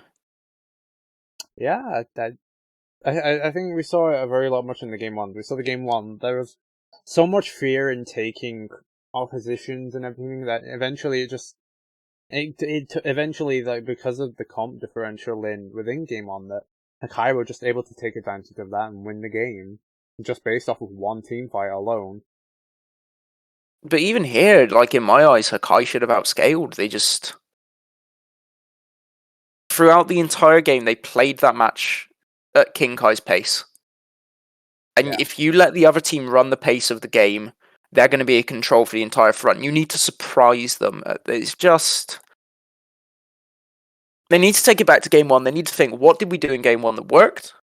How are we going to repeat that? That's what they need to do. And they need more aggression. Because that was what won them that game, was Azza being aggressive. He was getting into the face of Kins. He didn't do that last game. Not nearly as effectively as he did on the Cucullin. Mm-hmm. Well, it definitely certainly showed, and well, we'll be heading into a quick break as we get ready for Game 3.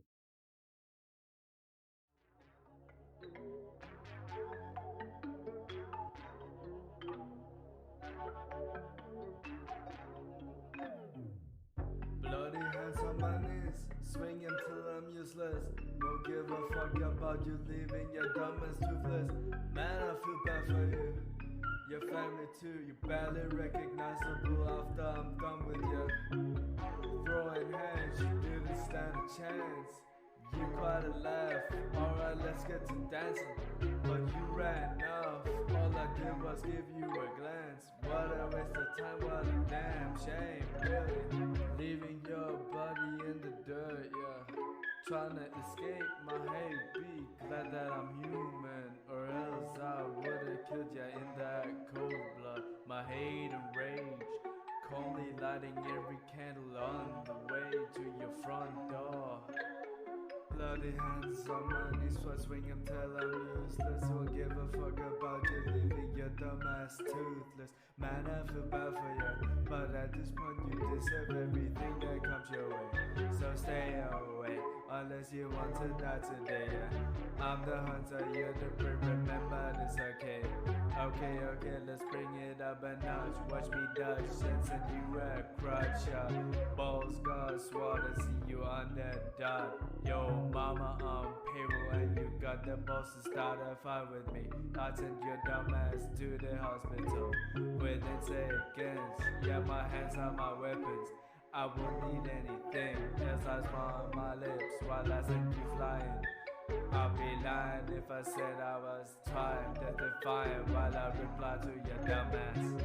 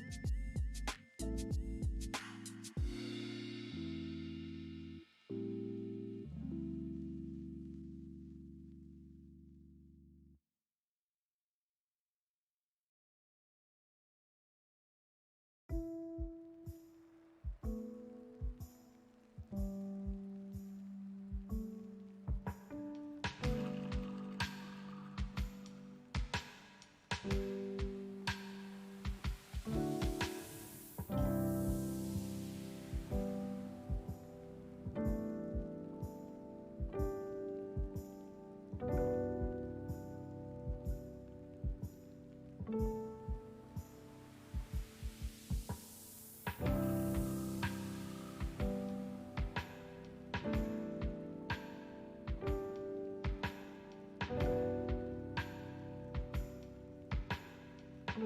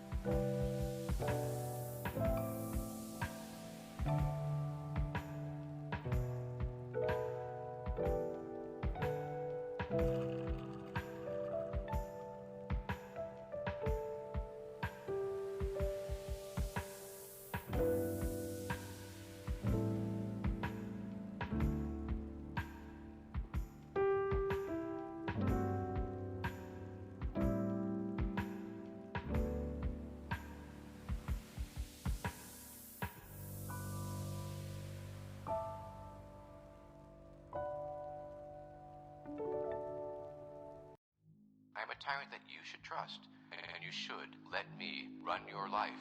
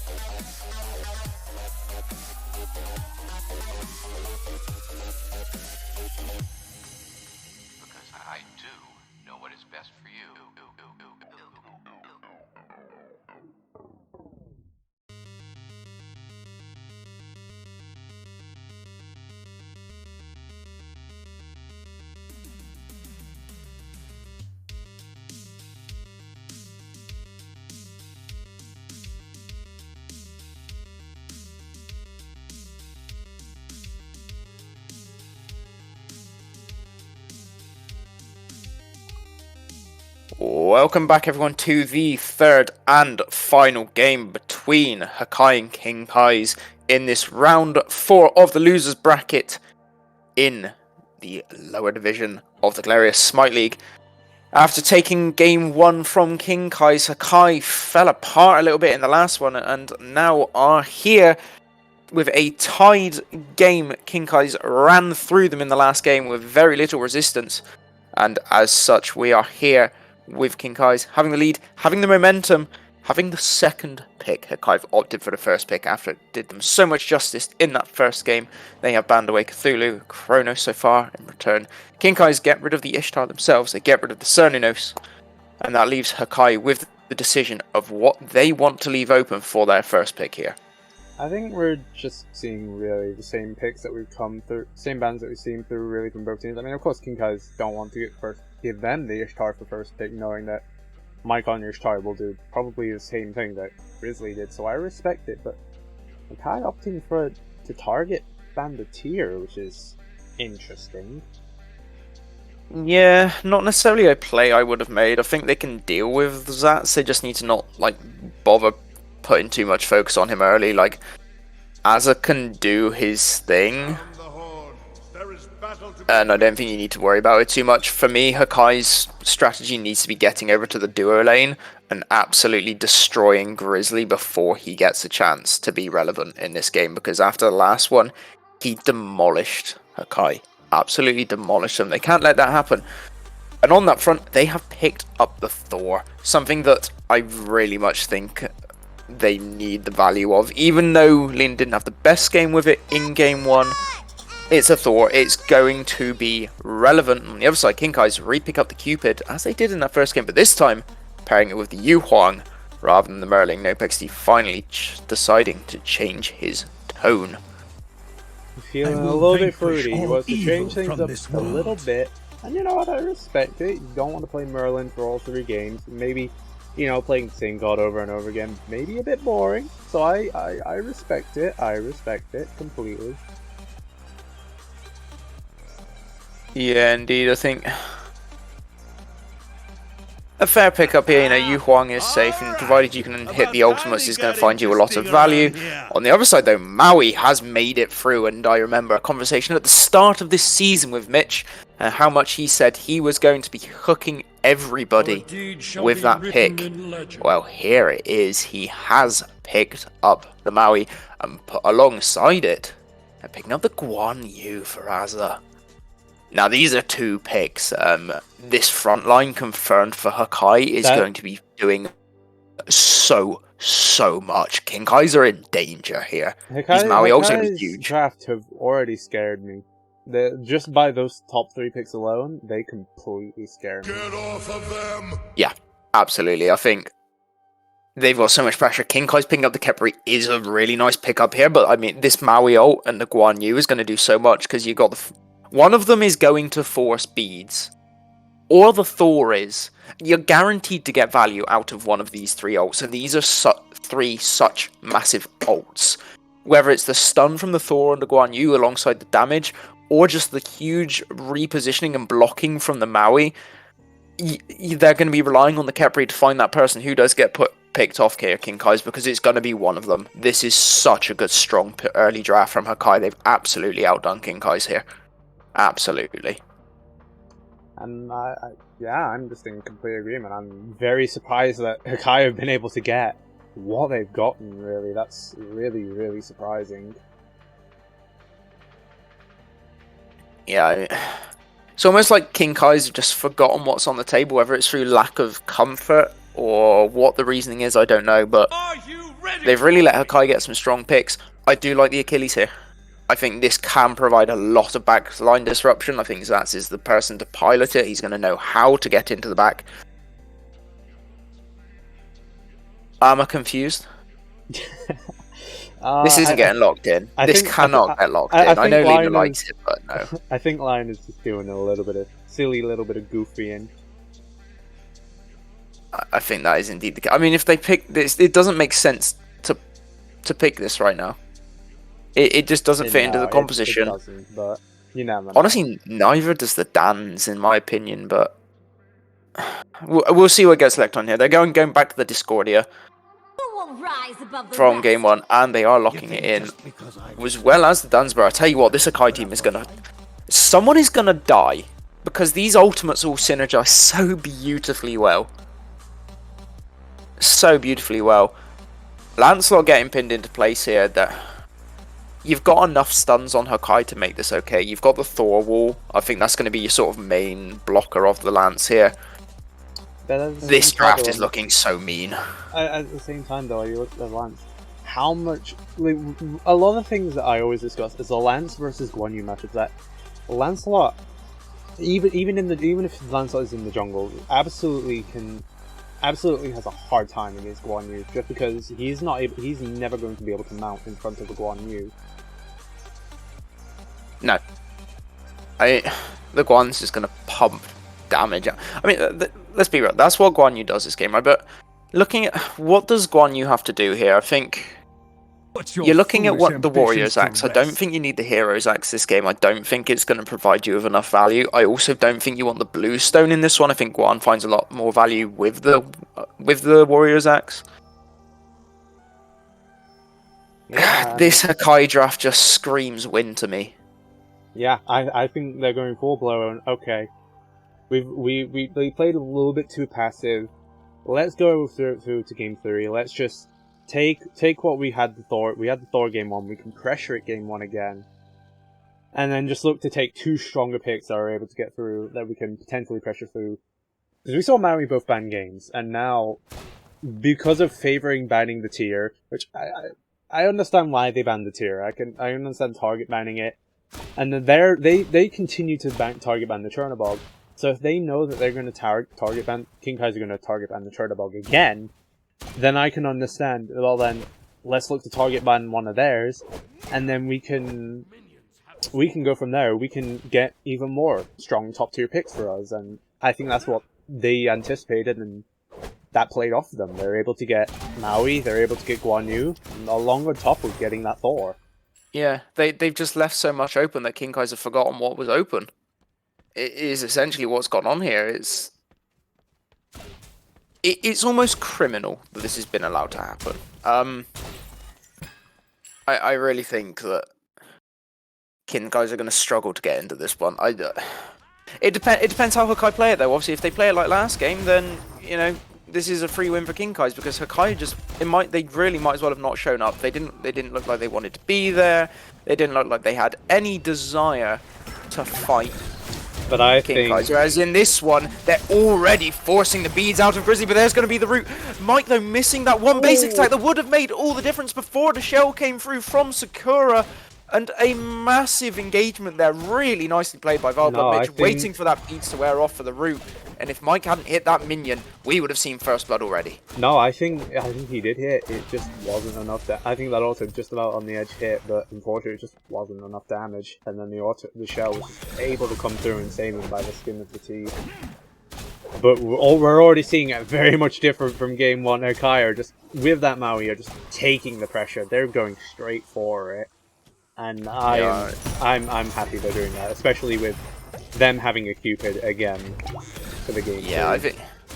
Yeah, I think this Dansborough might be a bit of a comfort pick to Mike. He already looks so much happier in the lane. You know, he knows he's going to have the aggression anyway against, you know, the Khepri and the Cupid. The Cupid is not going to have the clear, but he just looks so much more content. He looks so much ready to take this to King Kai's. He looks up for it. He looks like he's got the desire. I think he almost got funneled into the split push last game. Maybe he didn't actually want that role. Whereas in this one, you can see he's most definitely looking to show his dominance, get on to Grizzly here, take him out of this game as we see yet another great hook from Mitch. The damage coming out, both of their dueling, having to dash away. Morton nowhere near, is in fact getting engaged a bit on by Lena. Looking for a cheeky steal on the camp, not going to find it, but we are going to have some Totem Gamers on Hakai here. And already they're 500 gold up. We're 2 minutes in. What a shift in the dynamic. And it's just what I expected. With the comp that Hakai have, I'm just expecting aggro. We're gonna see. We should realistically. I'm not sure how mid is gonna fare out. I think mid is a little bit of a stalemate, but absolutely on the side lanes, we're just gonna see aggro and aggro and aggro. And we're going to see both those lanes completely dominate. And we're also going to see one happy little Tanuki. Yeah, which I love to see. Dan's kind of fell out of the meta. He was really strong for a while, sort of fell out of the meta again. But into the Cupid, you've got such a nice engage. The Cupid sort of has to time the ult to hit it as you're coming out of your own ult if he wants to fight you. The problem with that is that if you just suddenly change direction, then the Cupid ult does nothing, and you're still in a position where you can retake the fight with the Cupid. This is a lovely one, I think. And surprisingly, This is just a great position. Just looking at the builds, I don't think all 3 games we've seen a Gilded Arrow come out from either ADCs, which is quite surprising. Yeah, I think they are just scared. I think they're scared to do anything more with it. Sakura, though, should be scared here. He's very out of position. Lina coming in. Actually, a really nice wall, not quite able to find the support, but they've taken on what they needed to do.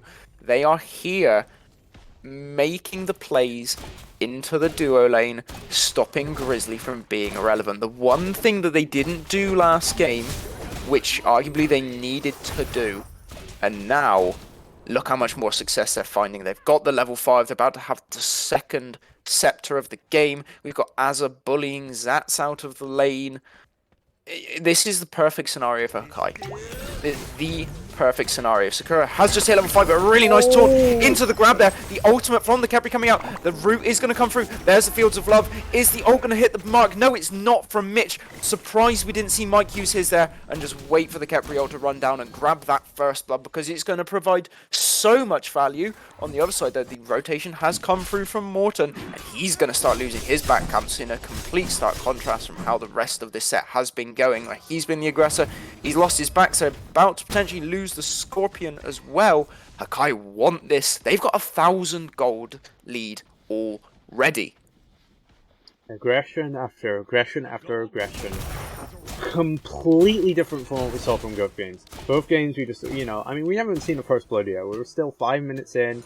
No kills have happened yet, but we're just seeing so much more aggression come out from Hakai, and that's something I really wanted to see. Especially from 2 games where both teams were pretty much taking it passively, taking it stall. They were just chilling. They were willing to play out late game, but at this point, with the gods that Hakai have, they just need they absolutely need to put an aggressive point at this time. Yeah, and they're doing it. This game is actually enjoyable. That last one, no offense to either team, but it was a snooze fest. I completely lost focus for after 4 minutes in for 10 minutes. We do a little bit of Resident Sleeper in chat. We do more than a little bit of Resident Sleeper. Dan's game, honestly. Danzaburo game. Danzaburo Gaming? Danzaburo Gaming. But even Danzaburo now, Gaming! Danzaburo. We're not even seeing the full aggression on the solo lane. We've been focused on duo because this is where the action has been at, as Lina once again making the rotation. Look at the damage he's chunking out already. But, look at the constant health bar of Zats and Azza. They're just dropping like flies. And they're repeatedly just regenerating themselves and falling again. Also, just like flies, these two are at it. And Azza specifically is at it. He's really showing us aggression right now. Has the breastplate of Valor done the extra mana, the extra cooldown. Zats has got the Gladiator shield, but without the scaling from the protections, I still think that this one is in favour of the Guan Yu, and he's making it show so far. Mike is making his dominant show. He's got a level lead. Mid, fairly even, but both with their stacks coming online. The junglers with the same builds. Lina slightly ahead on XP. I was going to say that the Glad Shield would be okay if he's armoured, but I'm noticing something. He's not armoured. That is a naked Achilles right there. God damn! God damn! God damn! We're gonna have to divert It's a pretty attention even away trade from in that, though. solo. Lina here looking for an invade. Did she get it there? She got it. I think she... Oh, no, I don't think she did, because Cheeto isn't going to pick it up. Nope, he picked Or did it he up. just refresh? No, he did indeed. They have stolen it. They're stealing every single camp on this duo lane so far. There's a 1,500 gold lead for Hakai. We're 7 minutes in. We said in the pre-game lobby and in the post-game lobby of last game, this is all about aggression. They're showing so much more confidence. But Morton's going a sledge. What? Morton's itemizing into actually, a sledge. You know what? I don't hate it because I love it. Every time we've seen Lancelot so far, we have seen Eoten straight into a sledge. We're looking, you know, you can opt to do that with Lancelot because of how Lancelot passive is, how mount up is. It's just Mike is in trouble here, having to use has used the ultimate. Here comes the ultimate from Mortino. There's the bees coming through. Skira waiting for him to run out, but he walks into the taunt. He's not going to be able to find the abducts, and Mike is going to walk out free from what looked like a surefire first blood. Ooh, Sakura's positioning really threw that away. Nice use of the two to taunt him away there by Mike, but you've got to say, that one was there for the taking, and that's really been dropped by King Kai's. That was really, really unfortunate. Especially that Grand Joust was used to just actually catch the Dunsborough, and they knew where the Dunsborough was himself. They were able to catch him with that Grand Joust, but just very unfortunate that Sakura was hit by the sake. So, not able to follow up with an Adopt, being hit with that slow as well, so it's not able to catch up with him as well either, so that will mean that press the beads and walk away. Yeah, That's the really dive was on as well. Sakura had the ultimate. They could have gone on if they wanted to, but that split second of being taunted away just took the entirety of the momentum of the gank away, and Mike keeps his lead. 2 levels right now, is going into the crit this game as well, which I think is why he lost a lot of the success that he had in the previous game, where the extra crit damage just provides so much extra, especially if you're not coming up against the Spectral Rovers. Once again, rotation being forced to defend Grizzly here. Mike keeping up this aggression, doing so much damage without even using the ultimate. Such a lovely matchup for Danzaburo, this one. And forcing Fields of Love as well, only having to use the tricks of the 3 with the Canopy Relief just to, you know, get that slow immunity, get the movement speed, get the haste. It's a good matchup for him, as Jax is getting soloed. Underneath the tier 2 tower, Azza picks up the first blood. The crippling field doesn't last for long enough. What an incredible amount of peel from Vile Blood Mitch. That is fantastic. And now on the other side, Lena's engaging. Sakura has to use the ultimate onto Nopex D, who doesn't have an ultimate of his own. Cheeto's here. Apple of Discord comes through and it hits the mark off the wall. That's the second kill. Cheeto with an incredible Apple of Discord. Where was that in game 1? Hakai have got a 4,000 gold lead almost. We're only 10 minutes in. Pyromancer beckons. They are absolutely demolishing King Kai so far, and they don't seem to know how to respond. That was an amazing mystical Ulao. I thought, oh, Guan Yu standing still, maybe he's trying to teleport. I'm looking at the teleport, it's like, oh, the teleport's on cooldown. Why is he standing there? And as I see the Grand Joust just fade away, there's a mystical Ulao there to save him, away from all of his troubles, keep him alive, and prevent King Kai from getting a return kill. That is just wow. Absolutely amazing. That is the best Maui play I have seen. Like, full stop. Screw, like, hot SPL level games. Screw Grandmasters and Masters. I've never seen such a successful amount of peel where he's just sat perfectly on the edge of the range before. I would argue it, but I did see a UD game where I saw a 4-man landfall in a choke point, so I love it. But I didn't see that. You should watch the UD cast of Archie's versus... I've been busy. I thought you were 3-man. Things change. No, that was the game on Saturday, right? No. Was that the game on Saturday? When was that game? Now you're wrecking my memory of what the day the game was. Because even though this week I'm very free at work, the weeks prior I've been busy as anything with mock marking, so I have not had evenings. I'm bored. But no, the joys of being a teacher. I'm about to get 2 weeks and 5 days off of work though, so it balances out. Perfect in time for Christmas holidays. We love it. Exactly. Finish this Friday. Yeah, no, all I'm going to say about UD, Order of the Blight versus Archie's, we saw Mino Kino in one of the jungle choke points right next to the Scorpion. We saw a 4-man landfall. It was absolute devastation. It was beautiful. No, that does sound good. I will say that does sound good. But again, I didn't actually see it. That's why you gotta watch it. You gotta witness it. I witnessed it firsthand, and it was beautiful. Betray your brothers. And we're seeing your mystical Yulao being used aggressively. Wow. They're just taking advantage of it where they can.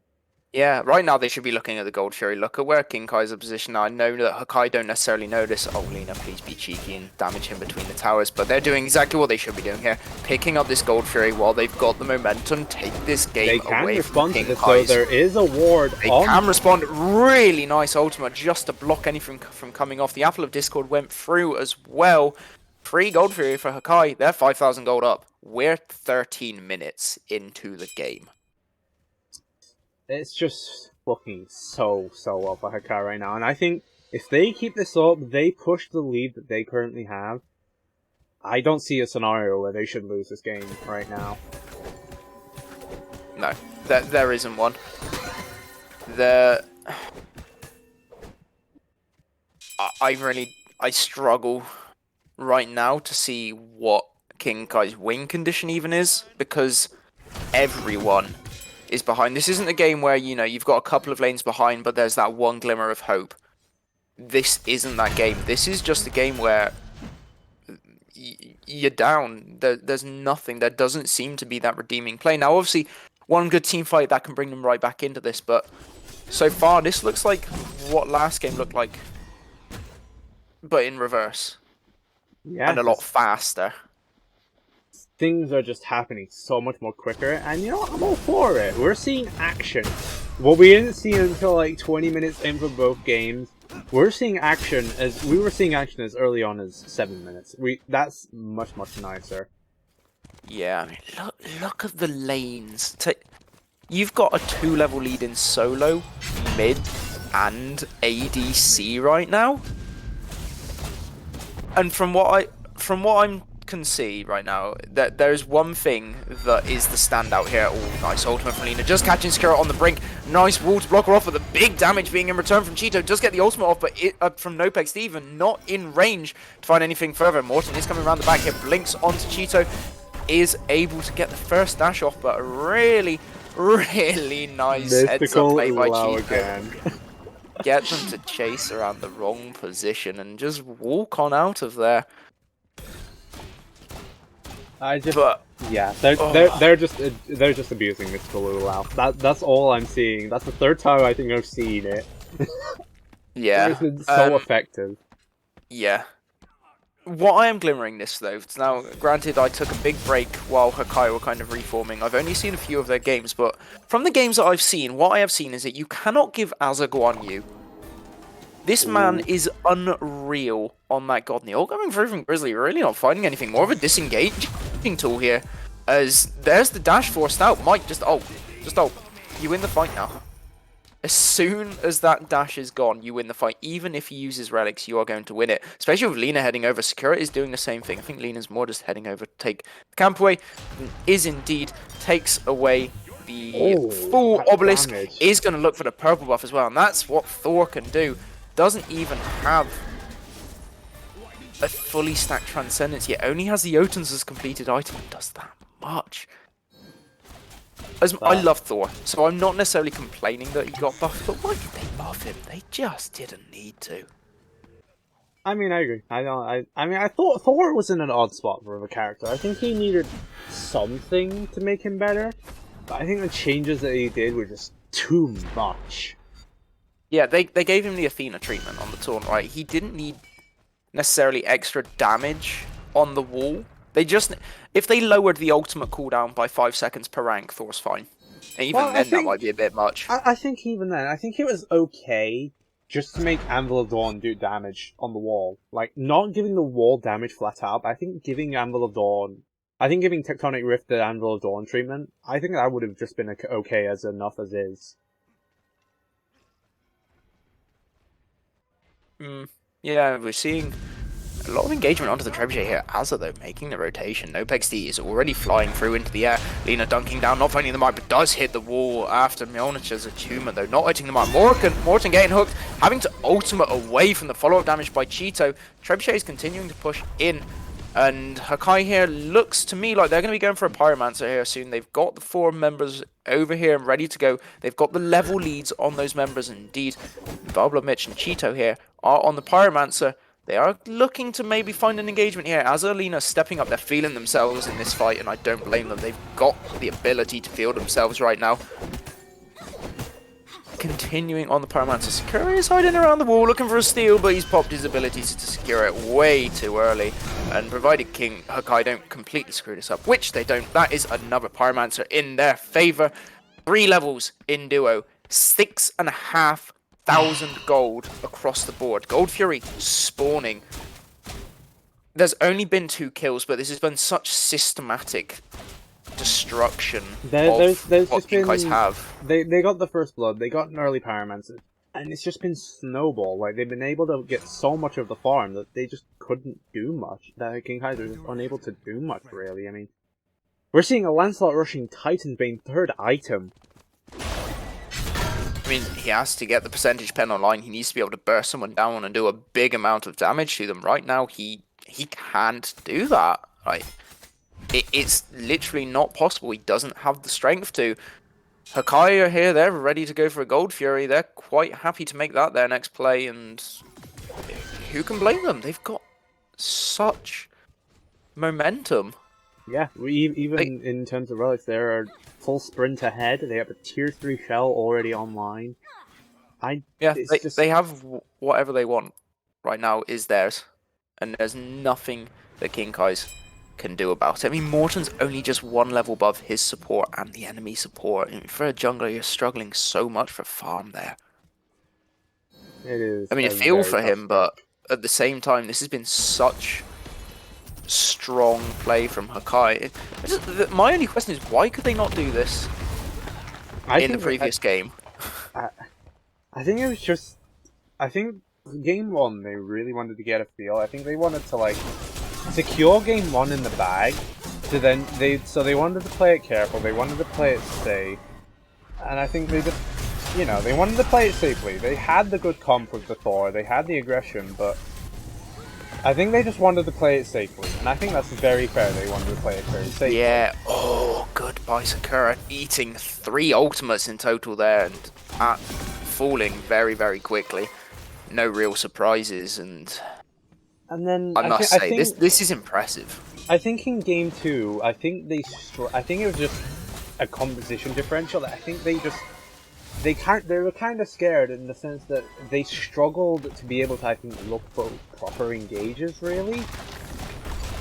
But in game 3, they just have best of both worlds, really. They have the aggression, they have the initiation, and they got a lead with it, and now they can just do everything they want, really. Yeah, they can do whatever they want pretty much whenever they want. I mean, look at this, 8,000 gold. The lead is just slowly growing. Remember, they've had this from 30 minutes. They've had 5,000. So actually, it's only grown by another 3,000 in the last 8 or so minutes. Mitch here, find yourself a little bit poked out. You could be in danger here. But the rest of his team is there to bail him out. Zats is already being forced into that ultimate to get out of there. Fire Giant has been dropped. Hakai really need to look for the fight here. They've got Grizzly split pushing. They need to take something. Otherwise, they are going to let this lead drip down just a touch. Nothing that's going to be majorly impactful, but they are getting a bit cocky here. Az is starting to take a lot of damage. Is he going to get the Zats treatment from last game and be the only one to die? No, he's going to walk away. Tier 1 tower is going to fall, and that's a tier 1 for a tier 1. Hakai will be okay with that. Yeah, I think there's absolutely no problem with that. You're just trading tier 1 for tier 1. You wanted to start a Fire Giant, and I think that's fair, but I don't think they were really in the position to be able to do it. Now, granted, it could have also been a bait. They were able to bring Jants in, and they forced him in. They forced the taunt onto him with the Sake, and then they were just able to instantly pull a Fatal Strike away from him. So I think, more so, I think they were trying to both damage check, and also on top of that, look for potentially... Speaking of potentially looking for things, there's the Aegis coming out from Grizzly, who gets blown up by the combination of Mike and Cheeto. They've taken the player down. They're going to grab this scepter for Valbla. Mitch, clear the wave out. And suddenly there's a man advantage for 40 seconds. What I was going to say, that was a very unfortunate blast off, just only hitting the edge of Grizzly, but they are able to pick him up no problem anyway. And now they're in that position. Grizzly's down to 30. At this point, they could very well go for a Fire Giant Ball, and I think that would be the next thing I would look for. You can damage check it again, I guess, because now Danzabro now selling his starter for Odysseus Bow, so they could very well damage check Fire Giant again, potentially bait Ushansin again, maybe force a Fatal Strike out. And I think at that point they centralize. Yeah, I think you can bait anyone here, and honestly, I don't think you even have to start the Fire Giant. Right now, if I'm Lina, I'm just going towards the Fire Giant direction and just ulting. King guys have to check it right. They can't let another objective slip for free, or this game is going to be beyond their hope. They need to find a way back into it. Like, if I'm Hakai, I'm getting this damage, I'm showing that we're on it, and I'm immediately engaging. Now, Lina should be in the air, looking at the King Kai's roster as Sakura gets pulled in. Zats is completely alone here, out of position. Fatal Strike does come out to try and get him out. He is dropping lower and lower on health. Lina's looking into the backline. You can see there, the targets are onto NoBexD. There's the beads out from the Yuhuang. The ult comes out from Morton as well, just like Asa continuing the engagement onto NoBexD. Meanwhile, Zats has fallen to Mike. NoBexD does get the ultimate out onto Asa, but it's like throwing chips at a Cyclops. It does nothing. Meanwhile, here comes the root, and the stun Sakura is able to get the shell off, but absolutely melted by Mike, who has double kill. Grizzlies there with the Fields of Love, but not finding anything. Hakai now, they are torn between what they need to do. They're looking for the tier 2 tower, they're looking for more picks, they've got the wave there, they are going to take this tier 2. The question now is, do they go for the Phoenix or are they going for Fire Giant? The call is Fire Giant. Lina's continuing her poke onto Grizzly and NoBexD, but the rest of Hakai, they're charging down to the Fire Giant I think with this massive momentum. I think this is the right call. They get the tier 2 guaranteed, but the safer call is for them to just go for the Fire Giant and secure it. No members of King Kai's are in a position where they can try to steal it. They have no ultimates, nothing available. Morton gets caught out without his mount up. He is without a Grand Joust for still a little bit of time, so he can't come up, he can't contest it, and it would be very fatal for them to try to do so. And I think that them not going for Phoenix is a very safe call because of the respawn timers of the other members of King Kai's. But on top of that, can they really aggro trying to get a Phoenix with what was a little bit of a wave against the Yu Huang? I think they struggle to get really anything here, like... I don't. King Kai's right now, they're in a position where they're playing how Hakai played last game. They're just reactive. Every single thing that they do is reactive. The momentum is all with Hakai. They're thinking, oh crap, they're on Fire Giant. We have to contest Fire Giant, and they're not actually wanting to do it. They're not selecting their targets correctly. They're just thinking, we need to get in there. There's no structure to their engage. It works exactly in Hakai's favor because they've got so much displacement. They can just keep people away from one another at whim, and you know, they've got the second Fire Giant here, and they can take their time with this. As you said, they don't need to rush the Phoenix because they've already got all the spacing that they need. The gold is still going to be relevant like by the time the next DFG spawns because people are still buying their last items. I mean, we're just seeing here, we're seeing a Hero's Axe already coming from the Guan Yu and already enacting against Sakura. Grizzly's picked off Mike! Mike is gone. Grizzly and Morton combining there. Mike has died, and actually that is so much momentum taken away from Hakai. That's their push gone. They've got this Fire Giant and they're unable to take any Phoenixes now. That is a really, really big pick, and that is really poor from Mike to allow himself to be alone here to a stage where he can die. That is really, really poor play, and that is the glimmer of hope that King Kai's need, is that little mistake. Yeah, I think what Mike wanted to look to do, I think he wanted to get that tier 2 on the left side while his team's taking it in mid. And I don't really see anything wrong with it, but he got left alone, and that wasn't really desired. And then that King Kai was just able to collapse on him as he stuck around and didn't really go for his team. Not even using a blast off to try and take him away. Yeah, Sakura being taken away though, abducted by that big landfall, taking huge amounts of damage, but the heal from the Mail of Renewal is massive. He's able to get the ultimate off, but Asa is continuing the engagement, gets a stun onto Grizzly. NoBexD has now used the dash. The flick has brought him back in. Sakura falling lower and lower. Cheeto's there, but without this consistent ADC damage, there's very little that can actually get Sakura to fall. He's incredibly low, but he has not died. Does finally drop to Cheeto, and now Lina's there engaging. Massive dunk from the Anvil of Dawn, dropping Zats low, and Morton, both of them able to run away. Lina is continuing the chase for a bit, but no, Zats is now walking away. Azza and Mitch, they're winding up their CC and their damage. Grizzly gets blown up by Cheeto. Huge damage from the Discordia. NoBexD is now poked out, and even without their ADC having the Fire Giant, that is going to be the middle Phoenix falling in favor of Hakai. Zax now is looking for the engage, and Azza's dropping, but he's able to heal so much.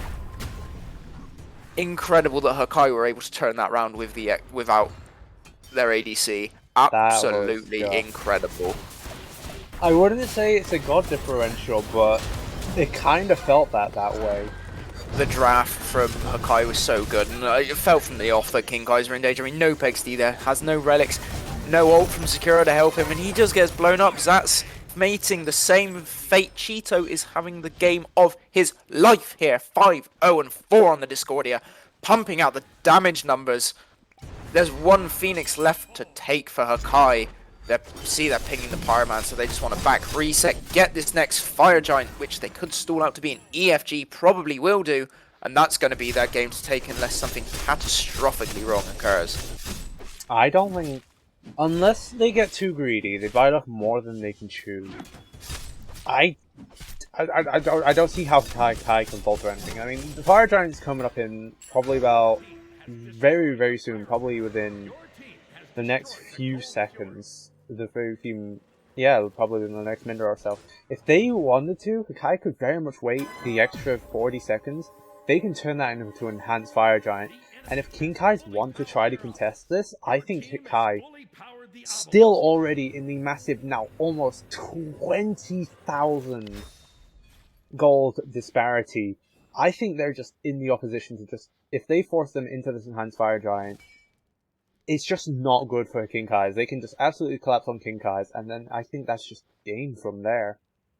It is. I mean, Grizzly without this Deathbringer is just not doing enough damage, and even when he gets it online, there's a Spectral Armor on, just like on Azza, so he's just going to be walking. And I mean walking at Grizzly without a care in the world. Yes, Zats has a Spectral of his own, but look at the rest of Mike's build. Mike doesn't care about that Spectral, he just wants to apply anti-heal. He is in a position right now where his build is doing damage regardless. Apple of Discord does not hit the mark. Zats, though, taking a lot of damage. Morton engaging with Zats. The ultimate does come out from the Kepri. Does actually able to save him, but Morton falls. NoBexD falls just like Azza in the backline. And now there's 3 members left alive to defend the hopes of King Kai's in the Season 2 Glarius slightly lower division. But it's gradually just dropping away from them. Zats falling lower and lower. Sakura getting rooted into place. Is getting chased down by Mike and Mitch and falls to Mike. 4-1-4 on the Danzaburo here. Lena's continuing to chase Zats out of the fight, not let him back and reset. And it very much looks like the King Kais have finally folded, and Hakai are going to be going into the round 5 of the losers bracket to face Pingdiff for the rights in the final game against Kuman and Zoomin here. The final Phoenix is dropping. The siege is continuing. There's 2 members left alive for King Kais for the next 15 seconds. But Grizzly has no relics. He has no ult. Zats is doing everything he can to set up for his ADC. Fatal Strike comes through, but he's not finding any follow-up. Titan is at 10%. Titan is dropping, and Hakai win the set. Absolutely amazing. Wow. That's just well done, Hakai. Very, very well done. After that second game, you really did wonder whether they were going to be able to bring themselves back into it, but they certainly did. Look ahead, they took this third game to King Kais, and my days, did they look like they could beat anyone in the world. They didn't give King Kais a chance. No, they took the chance that, well, if they're going to ban the Chernobog again, why don't we opt to target ban something of theirs? And I think that risk paid off for them really, really well, and that resulted them in, they know they could force the Thor, they can get the Thor again, and then with that second target ban, with 2 target bans coming up from both teams, they can just look for, well, they're going to look for the ADC again, and probably go for the Cupid again, because it worked game 2, and it was very safe and good for them. But then King Kais are just not able to realize, well, hey, Maui's open, or maybe potentially even Sakura isn't really comfortable with Maui, and that's completely fair. I'd understand. You don't really want to play Maui if you don't really know how to play him, but then you just, if there's someone like, say, Mitch, who does know how to play Maui, knows how to take advantage of Maui, you're leaving that open, and it's a very dangerous water to tread. Yeah, quite literally with Maui as well. 0-0-10 on the support, part of a lot of the kills in that game. But Cheeto, wow, what a performance that he put in that third game. I 5-0-6, most kill participation, was pumping out damage, actually hitting his ultimates, top wards. I think that man learnt the smite walls, and I don't think I saw one missed Discordia roll, aside from one being used to deter away from Gold Fury. I don't Yeah, think I saw one missed Discordia roll, and that's just, no. that you can It see is an literally was a improvement. zoning ult. Yeah. You know what? I think I know why Hakai lost game 2. Cheeto Oh. has taken a crash course in geometry. Well, you know what? You know how we said Jats was feeding game 2, the one death? I think, well, we gotta point out Mike has one death. Costing. Yep. Costing the clean sweep. But no, with that, very, very well done to Hakai. Congratulations. We look forward to seeing you into round 5 and the final round of the lower division losers bracket, facing off against Pingdiff, who have been very, very impressive so far. For the chance to play Kuman and Zuman in the final to King Kai's, it's been brilliant having you for the past 2 seasons. I don't know if we are going to see them again next season for season 3 of the Glorious Smite League, but they have been impressive for the 2 seasons that they've been there, consistently up there with the best teams. Well, before we And round things off, who do you want to give the MVP to? Is it going to be a I tough think one? for me it's Azza, just because if we're including all of the games, it's Azza because he was so consistent throughout every single match. Even in game 2, I know he didn't provide much, but he was there. He had the most damage of the team. He was trying to get in there and do his job. And in that third game, granted, he didn't do as much, but he was in there. He's picking off kills. He was producing so much space for the rest of his team. I think it was a phenomenal performance from the solo laner and the most consistent of the players on that team. So definitely gets the MVP vote for me. Yeah, that's fair. I probably would argue Mitch as well. Mitch, as much as it was unfortunate for the game 2, he still did what he really needed to do as a sport, and especially just the Maui in game 3, and just everyone, and especially very well played to Hakai, playing around Mystical Yulao, just everyone playing around the Maui Mystical Yulao. Something that we haven't really seen. I mean, we've seen a lot of Mauis very much utilize landfall, and like how powerful landfall is, just as both as, you know, a player-made wall and the massive amount of pulling that it can do. But I've never really seen a set where Mystical Yulao was the main thing that was being prioritized and taken advantage of by a team. And so I really like that. And even then in game 1, Mitch did really, really well on game 1 performance.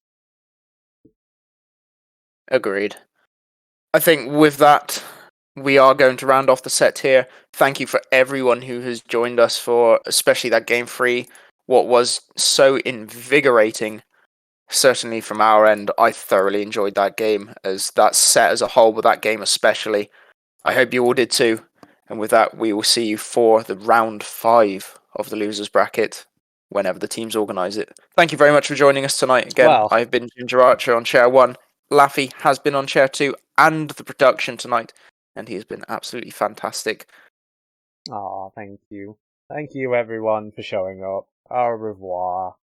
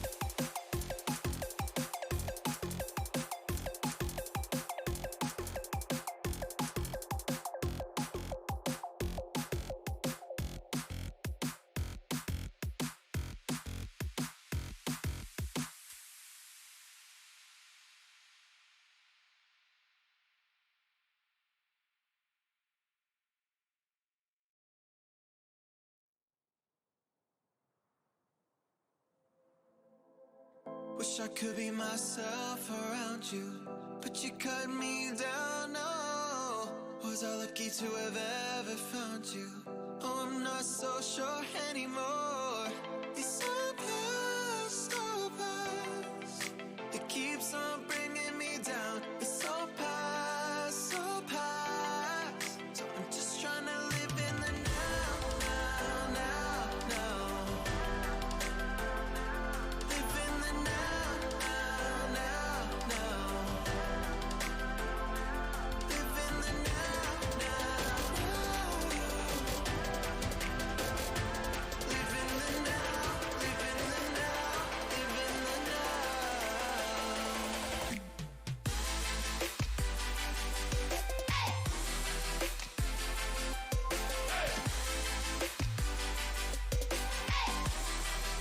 It keeps on bringing me down.